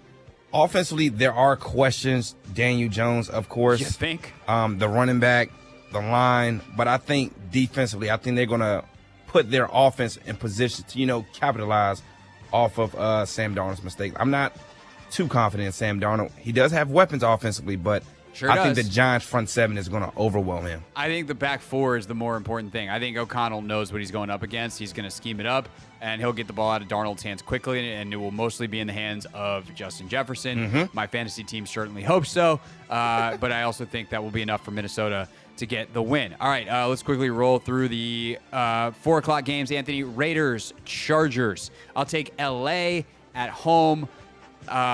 Just Harbaugh, man. Harbaugh and Herbert. Good enough for me against the Raiders. I'm going with the Raiders. Okay. I'm going Antonio Pierce and crew. That's what I'm going with. One loss on the Raiders box, one loss closer to Devontae Adams saying, get me the hell out of here. Yep. Broncos and Seahawks. Seattle 6-point favorites at home. That is a tough place for Bo Nix to make his debut. I just think Seattle's low-key, roster-wise, really good. They're underrated. Very slept on. I'm going with the Seahawks as well. Defensively, they are stout on the outside. Yeah, I think it's going to be too much for Bo Nix. Too much. Cowboys, Browns, Tom Brady's broadcasting debut. Much anticipated. Browns 2.5-point favorites. By the way, congrats to my guy / friend of the show, Andrew Siciliano. Got the Browns play-by-play job. Mm-hmm. Love that for Andrew. Rest in native, Andrew Siciliano. But on the field, Anthony, who you got in this one? I think I'm going to go with the guy I said is a top 4 quarterback in the league. I'm going with the Cowboys to win this one. Yeah, I also am going to go with the Cowboys. I'm as famously anti-Browns as long as their quarterback is there. But I also just he's not good anymore. Yeah, he unless he turns it around. He played a little bit better in stretches last year, but he mostly wasn't that good. And his ego is so fragile that they couldn't keep Joe Flacco in the building. So I just doesn't scream like gonna beat good teams. I think the Cowboys are still a pretty good team. Certainly have questions. They're gonna have to sling it a lot to make sure they can deal with that front and Myles Garrett and everybody because they don't have much of a running game. But I also think like there's a little bit of an advantage for Dallas having a new defensive coordinator. Cleveland doesn't know where the pressures are going to come from. Mike Zimmer's had a couple years to scheme some new stuff up. He's got pretty intense blitz packages, so I'm excited to see what that looks like for Dallas against Cleveland. Rams, Lions, Sunday Night Football. Detroit 4.5-point favorites at home. Rematch of the playoff game from last year. I just don't know that the Rams have quite enough defensively. Even though I'm a Matthew Stafford stan, I'll take Detroit at home. Yeah, I'm going with the Lions as well for the same reason. I don't know. I couldn't name one player on the Rams defense right now. I couldn't name one. Jared Verse. Is that who they drafted? Yeah. Okay, that's fair then. Yeah, and then they drafted his teammate. You got me beat. They drafted his teammate. Trying to remember what his name is. Jets and 49ers. San Francisco 4.5-point favorites at home. Ayuk playing. Trent Williams playing, as far as we know. Of course, Aaron Rodgers' goal, make it longer into this game than he did the season opener last year on Monday Night Football. I will take San Francisco here, despite all the turmoil, because if you want a place where they had a weirder offseason than San Francisco, may I present to you the New York Jets. I'm going with the Jets, Jets. Did I get it right? You almost did. You just didn't finish. Jets. All right. Yeah, Jets. I'm going with the Jets. I think Aaron Rodgers, man. This is a statement game for Aaron Rodgers. A lot of people are writing this guy off. He's going to answer a lot of his critics with a dub. San Francisco's still without a couple of key guys defensively. Obviously, Tafunga and Dre Greenlaw, who had the terrible Achilles tear in the Super Bowl. So they're not quite at full strength, but I believe in what they're doing. I think they'll control the game. I think McCaffrey will do his thing, although he's been banged up a little bit too. So. Yep. I don't know. I'm still taking the San Francisco 49ers. San Francisco. Kyle figured it out. All right, that's week one of picks. When we get back, we stop picking games. We start picking players. It'll be our pick 6 at 6. Who are we most interested to watch in Bucs Commanders this weekend? We will tell you one player at a time. Anthony and I each get 3 next on the Team 980.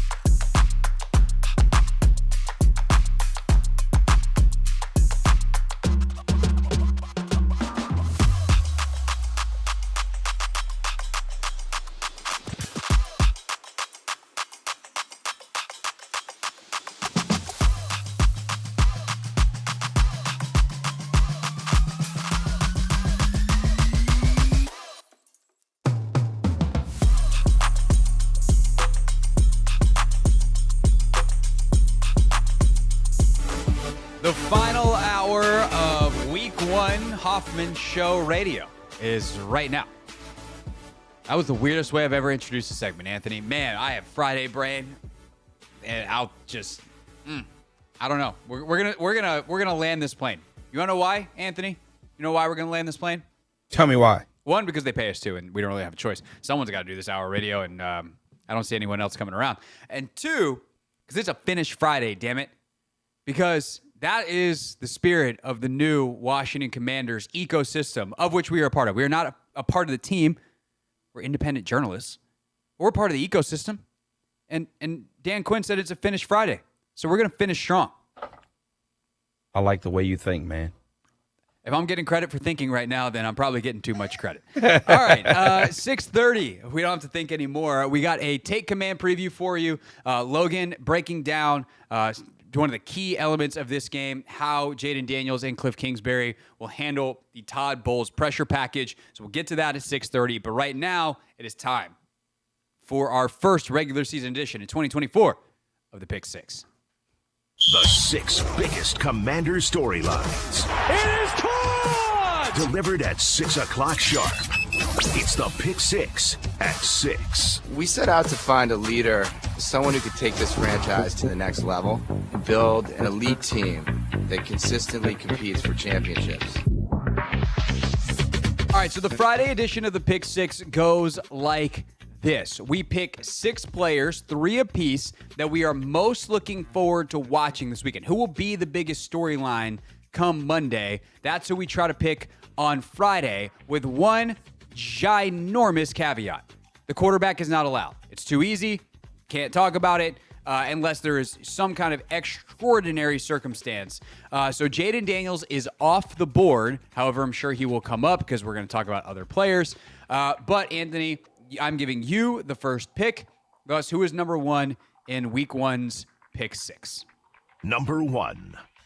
Number 1, I'm going to go with someone on the offensive line, and more specifically, I'm going to go with center Tyler Biadasz. Yeah, you might. That is a great pick. Great pick.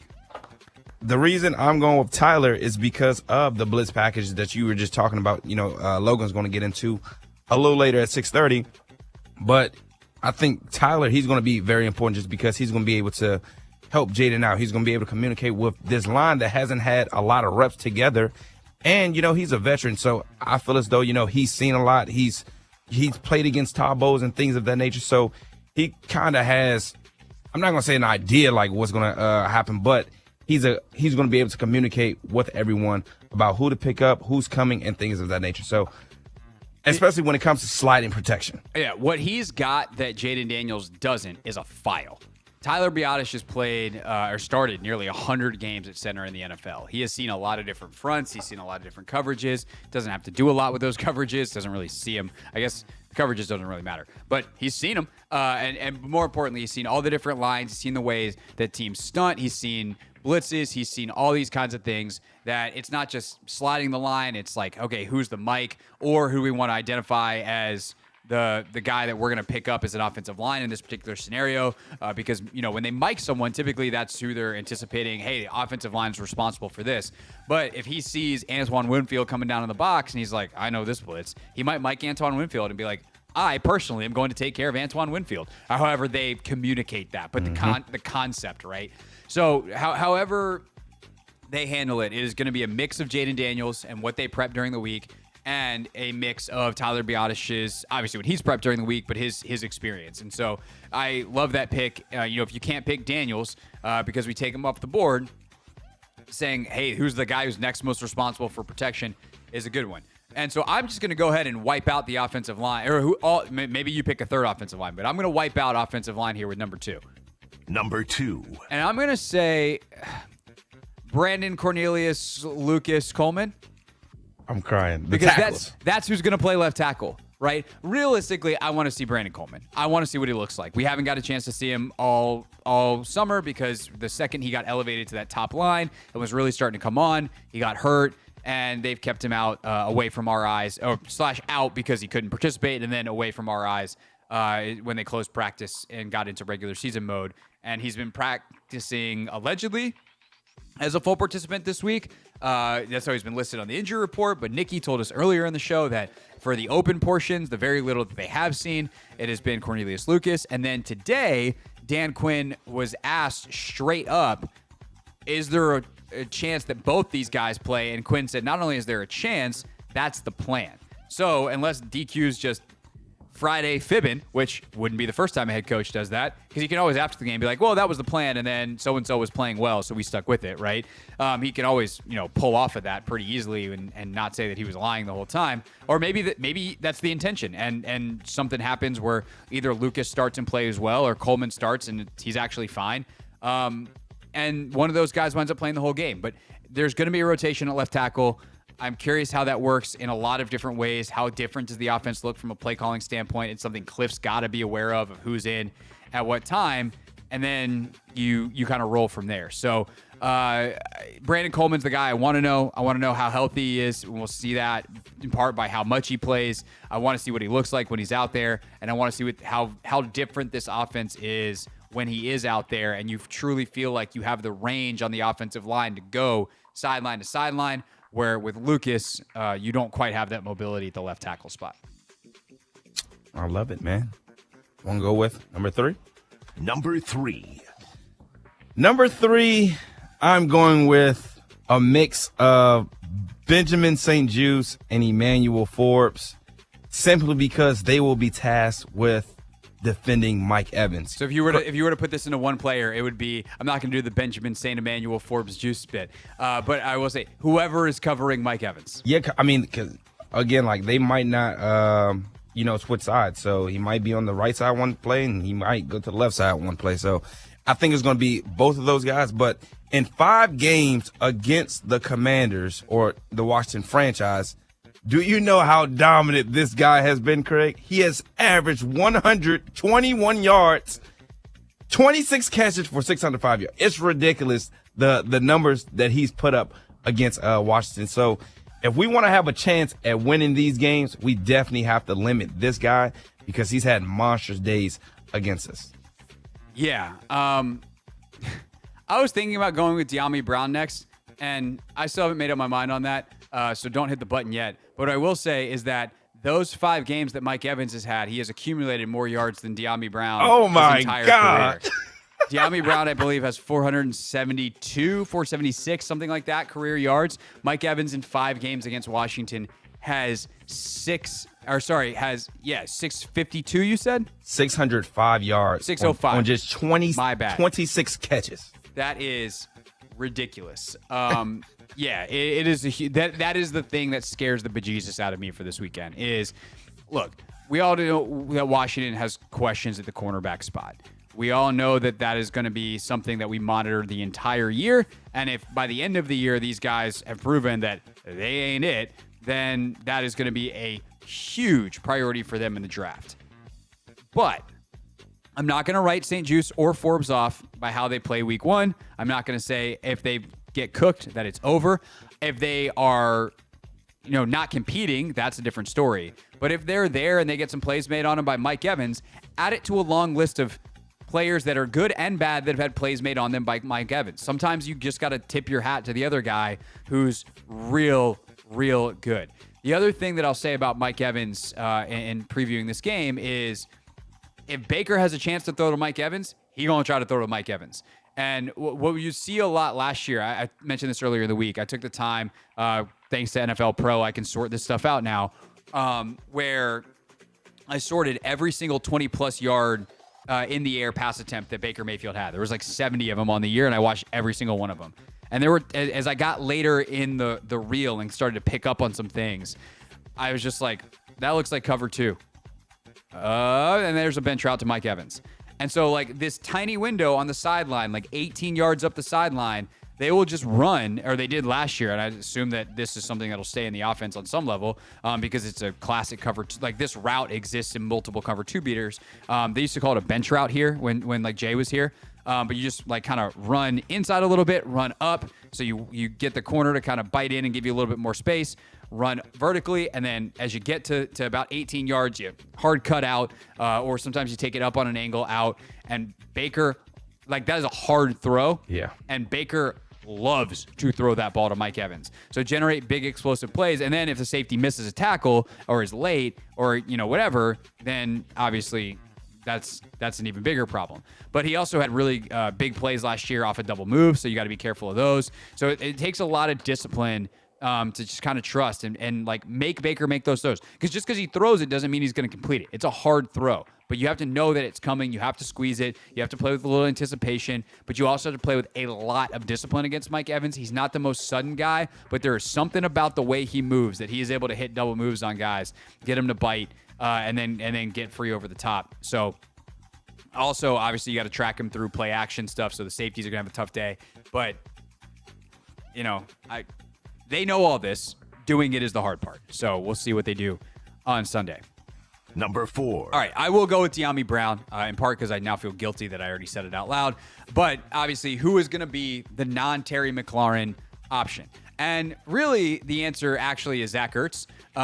Zach Ertz is going to be the second most utilized offensive weapon, I think, in the passing game for Washington this year. I think some of the questions that folks have about Jaden Daniels' ability to attack the middle of the field, because he just didn't do it a lot at LSU, because why would you when you had what he had outside, are going to be answered when he just continuously dices defenses to Zach Ertz. And Ertz is having 8 catches for, 76 yards every single week. I think it's possible. Probably not that level of consistency. That would be crazy, but he's going to look for Ertz over the middle, and he's going to be a big part. But you need someone else on the outside. You need to make, you're going to get one-on-one somewhere, right? So if you have, backers and a safety kind of bracketing Ertz, if you're going to have a safety shaded to Terry McLaurin's side, which I absolutely would, if I'm like, Terry McLaurin can beat me or someone else can beat me, I'm making someone else beat me. And in an offense that Cliff runs, where it's designed to try to get some one-on-one looks to the outside, who is the guy that's going to take advantage of those? Obviously, Noah Brown, I think as the season goes, is going to have a big role.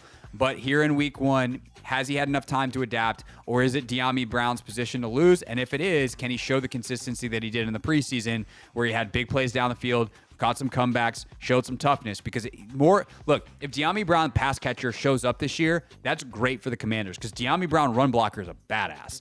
De'Ami Brown, run blocker, will just knock some skulls. And so to have his physicality out on the field and have him on the field and not have it be a tell pass versus run / if it is a pass, we're not really worried about him, changes the dynamic of this offense. I know that feels like a lot to say about De'Ami Brown, but I'm telling you, that's the potential upside of a good De'Ami Brown season in this offense. And so let's see what it looks like. I'm very curious to see the wide receiver rotation. Obviously, they cut Pringle earlier today as someone who I thought could get some reps in that role. So if you missed that, breaking news, about 2 hours ago, they released Byron Pringle. No other roster move yet to see who's taking his spot. But yeah, De'Ami Brown, number 4 for me. I love that pick. I think the time is now, man. Everybody's expecting this guy to take that next step. And why not, And dude, if he does, he's a 3rd-round pick. Exactly. Sometimes it takes a couple years. That's why these guys, yes, he's not 6'4" and built, in the way that a 1st-round guy is necessarily.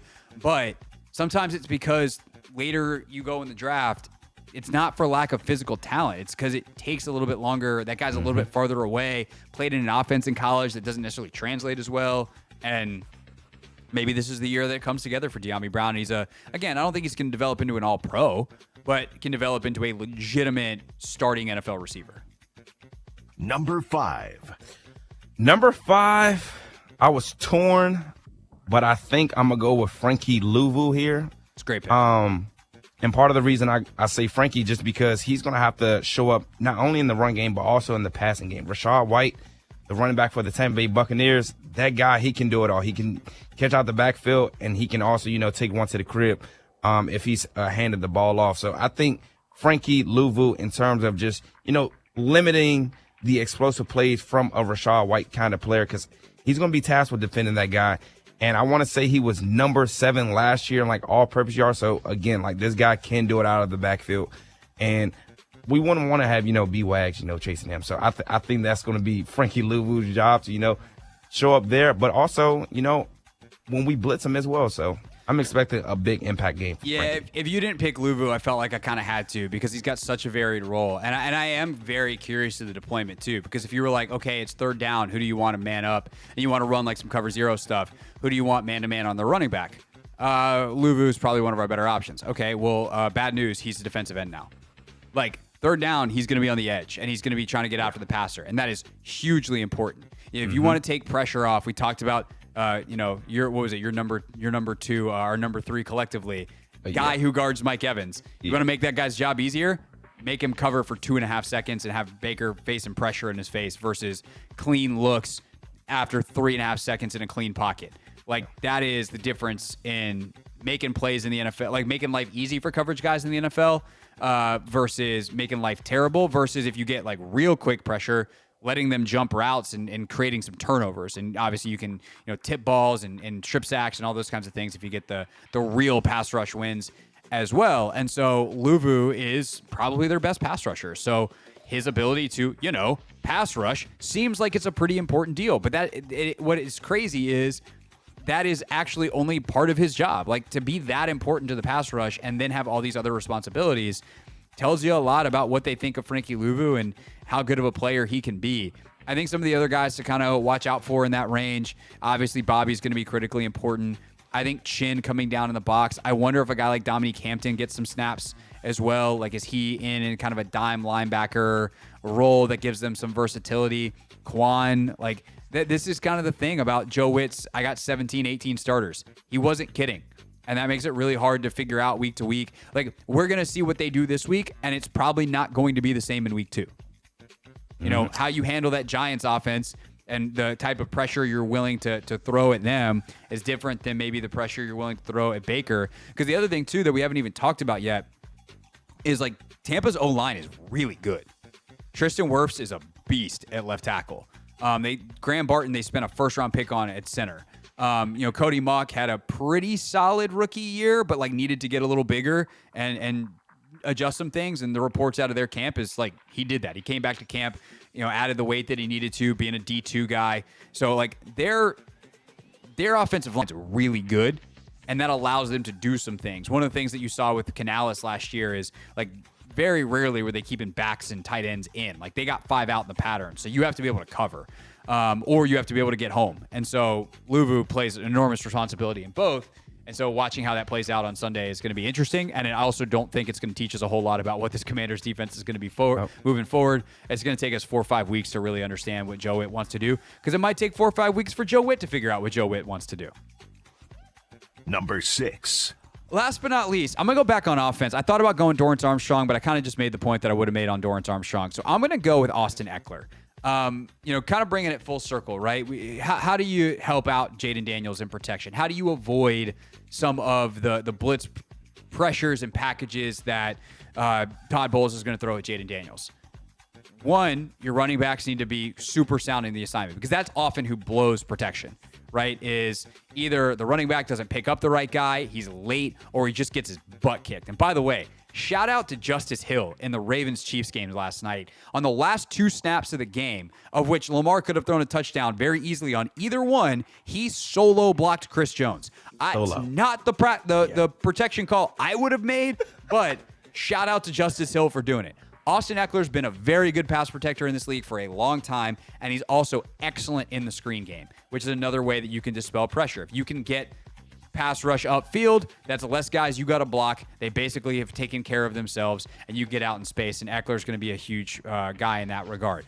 B-Rob obviously is going to be the main guy. If you can just run the ball down their throat, that would also be great. Eckler can be an effective runner, but I think Eckler as kind of that passing back, if you will, a guy who's going to be on the receiving end of swing passes, checkdowns, making guys miss, advance the chains, keep them in good down and distance, be solid in pass pro. I'll take Austin Eckler as our last guy in the pick 6 for our week 1 edition. So that's how it goes. We pick 6 players, and then on Monday, we'll see how it all went. So 6 o'clock, same time, same place. On Monday, here on your radio, we will reveal or review how everybody did. When we get back, more preview, more depth. Logan Paulsen joins the show as we discuss how Jaden Daniels, Cliff Kingsbury, Austin Eckler, all of them, Tyler Biotish, how they take care of that Todd Bowles blitz package, what you anticipate in week 1. More preview, take command style, next on the Hoffman Show.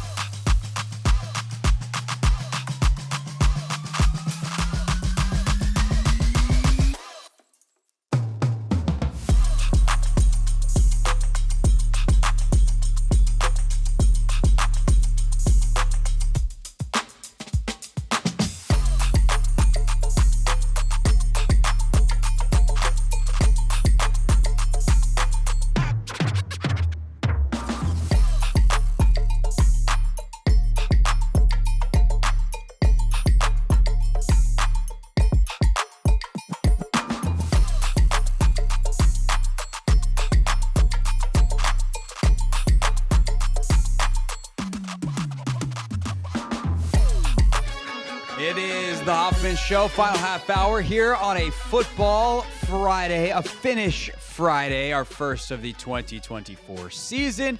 And is our first chance to get you a Take Command game preview for all of the depth, for analysis on all parts of the game in the depth that you are about to hear. You got to check out the Take Command podcast, which we are making very easy for you. One, you can go search Take Command and listen to it like you listen to a podcast. But if you're not a podcast person, you can also tune in to Team 980 and 106.7 The Fan this weekend. Both of our episodes will be airing sporadically throughout the weekend in the lead up to the game against Tampa on Sunday. So extra bonus content. But right now, you don't got to go anywhere. All you got to do is wait for me to stop yapping and introduce the segment, which is Logan and I focusing in on what we think will be probably the biggest factor in this game, how Jaden Daniels and company handle Todd Bowles' blitzes. Take Command preview time on a Friday. And now, the moment you've all been waiting for. Preview of Jaden Daniels' first NFL football game. All right, let's get into it, Logan. This Tampa defense is super interesting. It is one heck of a challenge for Jaden Daniels and for Cliff Kingsbury's return to the NFL. I was watching a bunch of their pressures this morning, and oh my God, they are coming from everywhere. Todd Bowles been around a long time. He's got a lot of creativity, and the way they deploy their personnel is super interesting. When you watch them defensively, and if you put your Cliff Kingsbury bucket hat on and try to prepare Jaden Daniels for this game, what's your top line item that you got to get him ready for?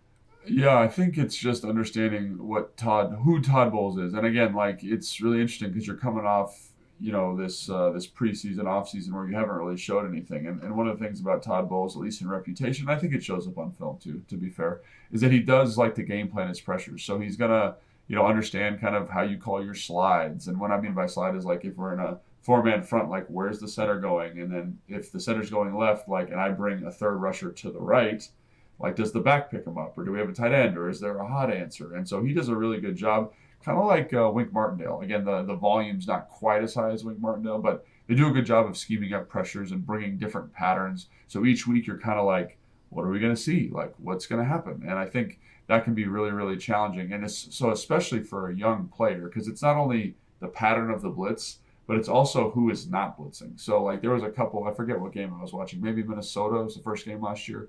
They're bringing a third down pressure, and it's like a pseudo cross dog where the two guys cross inside, but they're doing it to the weak side, so a little bit spicy, but nothing crazy. But the 3-4 linebackers are dropping into coverage.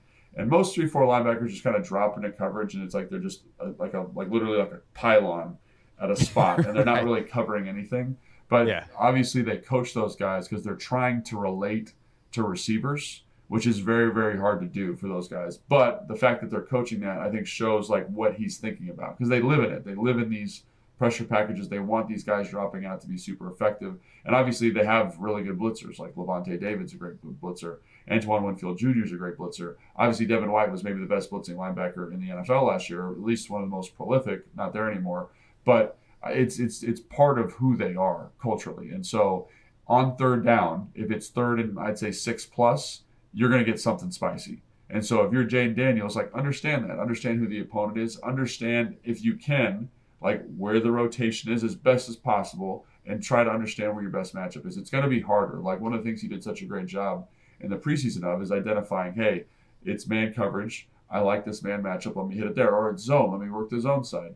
But obviously in that Miami game, when there was a little bit more in, he had a mistake. And it's one mistake on 14, whatever play, 25 plays, whatever he had in the preseason. So I'm not saying that like that's going to characterize this game.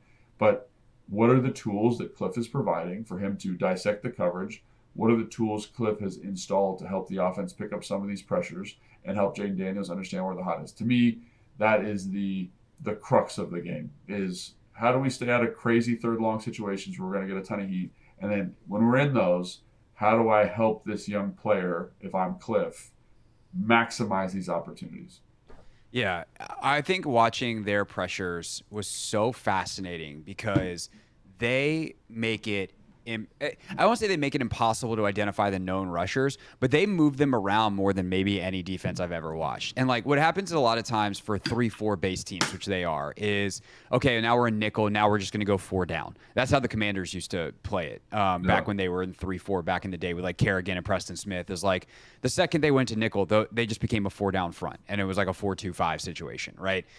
What Tampa does more often than not is they'll be like, okay, we're going to keep our standing outside linebackers, and we're going to have 2 guys down, and it'll be Vita Vea and whoever else, and probably now Kalijah Cansey. Those will be our 2 down guys, and then we're going to keep standing linebackers. And, oh, by the way, here's this, or rush ends, right, edges, but they're standing. And now we're going to also bring this safety down in the box, and he might be coming or he might bail out. Or this linebacker might be coming, he might bail out. Or we might go 3 down, and but the guy who's lined up in where a 3 technique should be, he's the guy who's standing. And so it just is really, really challenging to identify who's coming from where. They move it around. Sometimes they do that with like simulated looks, again, where it's just 4 guys come in. Sometimes they do it with 5 or 6, and it's fairly unpredictable. They'll rush on first down. They'll rush on second. Like I literally sorted their pressures on NFL Pro, and it was like, I just scrolled down the list of plays to see what the down and distances were. Yeah. The amount of times they blitz on 1st and 10 is crazy. They do blitz. I was going to say, they blitz a lot on 3rd down, but they do bring a lot of like run stopping pressures on 1st down. Like that showed up a lot, and I was a little surprised by that, because it's like that doesn't you always think of blitzing on 3rd down. But what I was talking to somebody, and they were like, the number one thing that Todd Bowles is trying to do is stop the run. And so, if you feel like you can't do it with your front, which is tough, it's tough to stop the runs in the NFL if you don't have movement in the front. Like, I'm going to bring pressure. So I was a little surprised watching that last year, because, again, you think about, Vita Vea, like, Levante David, like those guys are, beasts in the interior of the defense. But they're 4 eyes. So, like, they're kind of more like defensive, like nose guard type bodies, but they line up over the tackles in a 3-down spacing. So you got someone over the center, you got someone over the tackles. Their 4 techniques are Kalijah Cansey, who's like 280 pounds, and Logan Hall, who is a skinny guy. He's like 290 pounds, but he's like 6'7". And they are a little bit more dynamic athletically. And they kind of remind me of like Philadelphia when we used to play them in 2000, I want to say like 11 to 14. They played a 3-down front, but they had all these kind of smaller bodies, and they would move them around a ton, and it made it really hard to create combinations. And I think you see a little bit of that, maybe not that influence, but that kind of stylistically, where, hey, I'm Logan Hall on the backside of a run, the guard pulls, I'm going to shoot the gap, which a 4-eye never does. It's almost like they're playing like a 3 technique. So I think from a personnel standpoint, that blitzing on 1st down to me makes a little bit more sense, because I want Kalijah Cansey on the move, because he is rattlesnake quick, man. He is insane out there. So, and then again, Logan Hall moves around pretty well. They're not maybe the best 4 eyes I've ever seen play, but they are more playmakers than you would expect. And you couple that with Vita Vea and his power on the interior, like, it's a pretty formidable group. And if you think about it, like, Vita Vea is a 1st-round pick, Kalijah Cansey is a 1st-round pick, Logan Hall is a 1st-round pick, The off rush end, number 9 for them, is a first-round pick. Like, go down the list. Yaya Diaby is a 4th-round pick. Like, they have a ton invested in their front.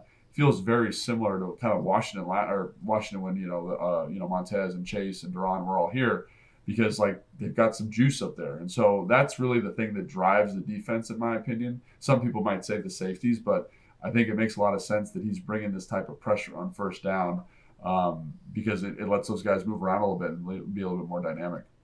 Yeah, no doubt about it. It's going to be really interesting. And again, this is why they brought Tyler Biadasz in, right? Is because they wanted that veteran center to try to match up with a rookie quarterback who just doesn't have the file yet, even if he's an excellent processor of information. And he's got override ability and all that kind of stuff. And I think as the year goes, we'll see Jaden take more and more command over time. But there's a reason that they wanted, again, not just Biadasz, but we talked about this with the roster construction. Like, did Michael Dieter necessarily have the greatest camp and nail down his spot on the team with his play? No, but I think they wanted a veteran backup just in case something happens to Biadasz, to know that they have another veteran in the building for Jaden Daniels. And so then the question becomes, if you're Cliff Kingsbury, how do you use some of that speed, all that kind of stuff, that aggressive, hey, we'll shoot the gap against you? I think, can you get some good looks with some RPO or some read option? That seems to like it should be on the table.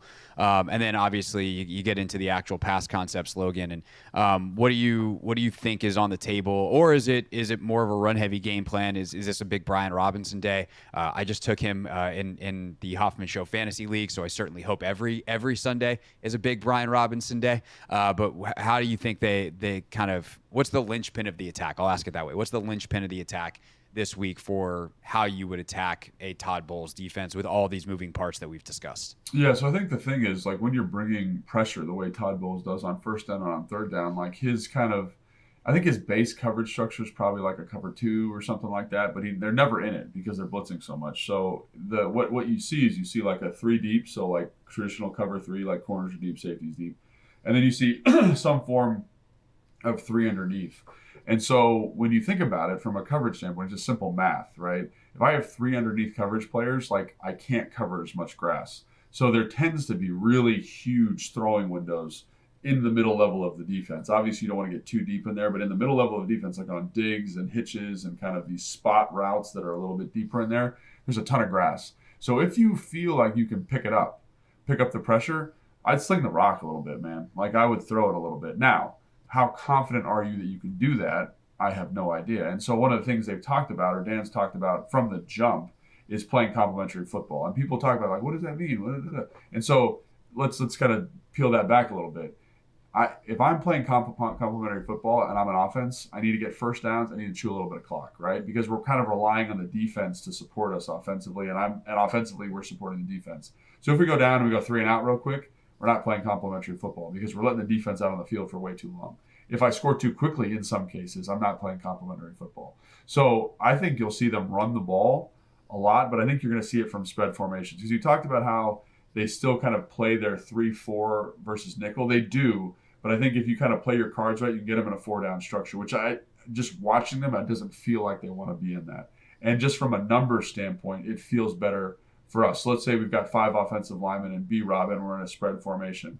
If they lead 6 in the box, and we've got, overhang players like these kind of slot receivers, and they have 6 in there, that means one of those dudes is open. So let's run a little RPO, let's run a little zone read, let's put those guys in conflict on first and second down. And then if they're going to bring pressure on third down, let's make sure we got a rock solid plan to pick this sucker up, whether that's leaving a tight end in, bring it back in, like, we can pick it up. And I think we've seen over the course of Ron Rivera's tenure here, when this team has played Todd Bowles defenses, like, they've, like Scott Turner, to his credit, had great plans for the blitz, and Taylor Heinicke is able to dice them up in a playoff game and in their regular season game when they were throwing for touchdowns and stuff. So I think if you have a plan, that's how it's going to work. But I do think you need to run the football, again, to possess the ball a little bit, slow the game down, take some pressure off of Jaden Daniels. And so for those big moments where it's like, hey, 3rd and 5, we got to have it, he feels comfortable and confident to make that play.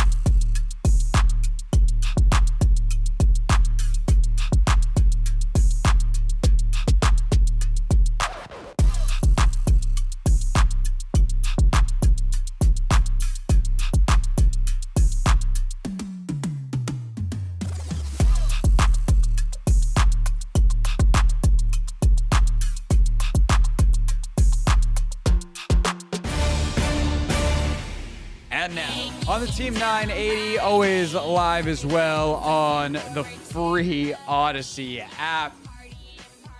Yeah, it is time for the weekend. Anthony? We have one more piece of business to do. Final segment on a Friday during football season, as long as the Commanders are playing over said weekend, means we must pick the game. Bum, bum, bum, bum. Who you got? Bucs, Commanders. Bucs are favored. They're at home. 4:25, Fox, Sunday. So I'm not going to lie, Craig. I was leaning Bucs, but I think I'm feeling a little optimistic about the Commanders this weekend, and I'm going with the Commanders. I think Jaden Daniels is going to do what RG3 did in his debut, and that's get a dub over an NFC South opponent. On the road, right? That was at the Superdome? On the road, baby. Say it ain't so.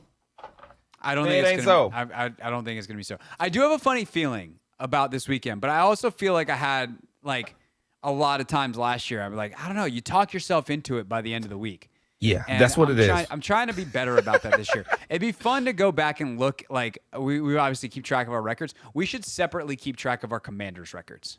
Okay. That's probably a good idea for us this year because I'd be curious to know if we're above or below. Like, what's our winning percentage overall? What's our winning percentage with the Commanders? Or like really, what's our winning percentage without the Commanders? What's our winning percentage on Commanders games? I am going to, in the interest of what I think is the most correct, I'm going to pick the Bucs. I think the Bucs are talented, and I think they're the Mike Evans thing scares the bejesus out of me. Yeah. I do believe that Forbes and St. Juste will be better this year. I think Forbes will St. Juste will set a career high in picks, which isn't hard. He's only going to get 2. I think Forbes will have some big plays this year, but like they're going to attack those corners, and it is really, really tough to cover Mike Evans and Chris Godwin and all the other dudes they got. It's not like they're it's not like it's just Evans either. So I definitely have questions about this secondary. Again, I believe in the rebuild long term. I think the right people are in place. I just think it's a long process, and this is baby step number 1. The first time we get to see it. As long as they're competitive, they go out, play well, and end up on the wrong end of the scoreboard. Like I'll be pretty satisfied with that. But realistically, if I'm picking the game based off who I think is going to win, on the road, rookie quarterback, blitz-happy defensive coordinator on the other side, super talented in places where there's a weakness on the Washington side of thing, I got to go with more than vibes. I'm going to go with the Bucs, and I would love nothing more than to be wrong. That's not true. I would love to win the lottery more. Outside of that, I would love to be wrong. Well, I hope you're wrong, Craig. Same. I hope you're wrong. Same. But our history suggests that I'll be more right than you. All right. Last but not least, I'm sorry. I really got to be nicer to you on the picks thing. It's okay. You were 11 games better than me last year, and I'm looking to take a step forward, Craig. I would love that for you. Me too. It's time for real things. Real things. We're not going to be sucked this year. Real people. 5-11, not very good. Said into real microphones. You know, the culture is actually damn good.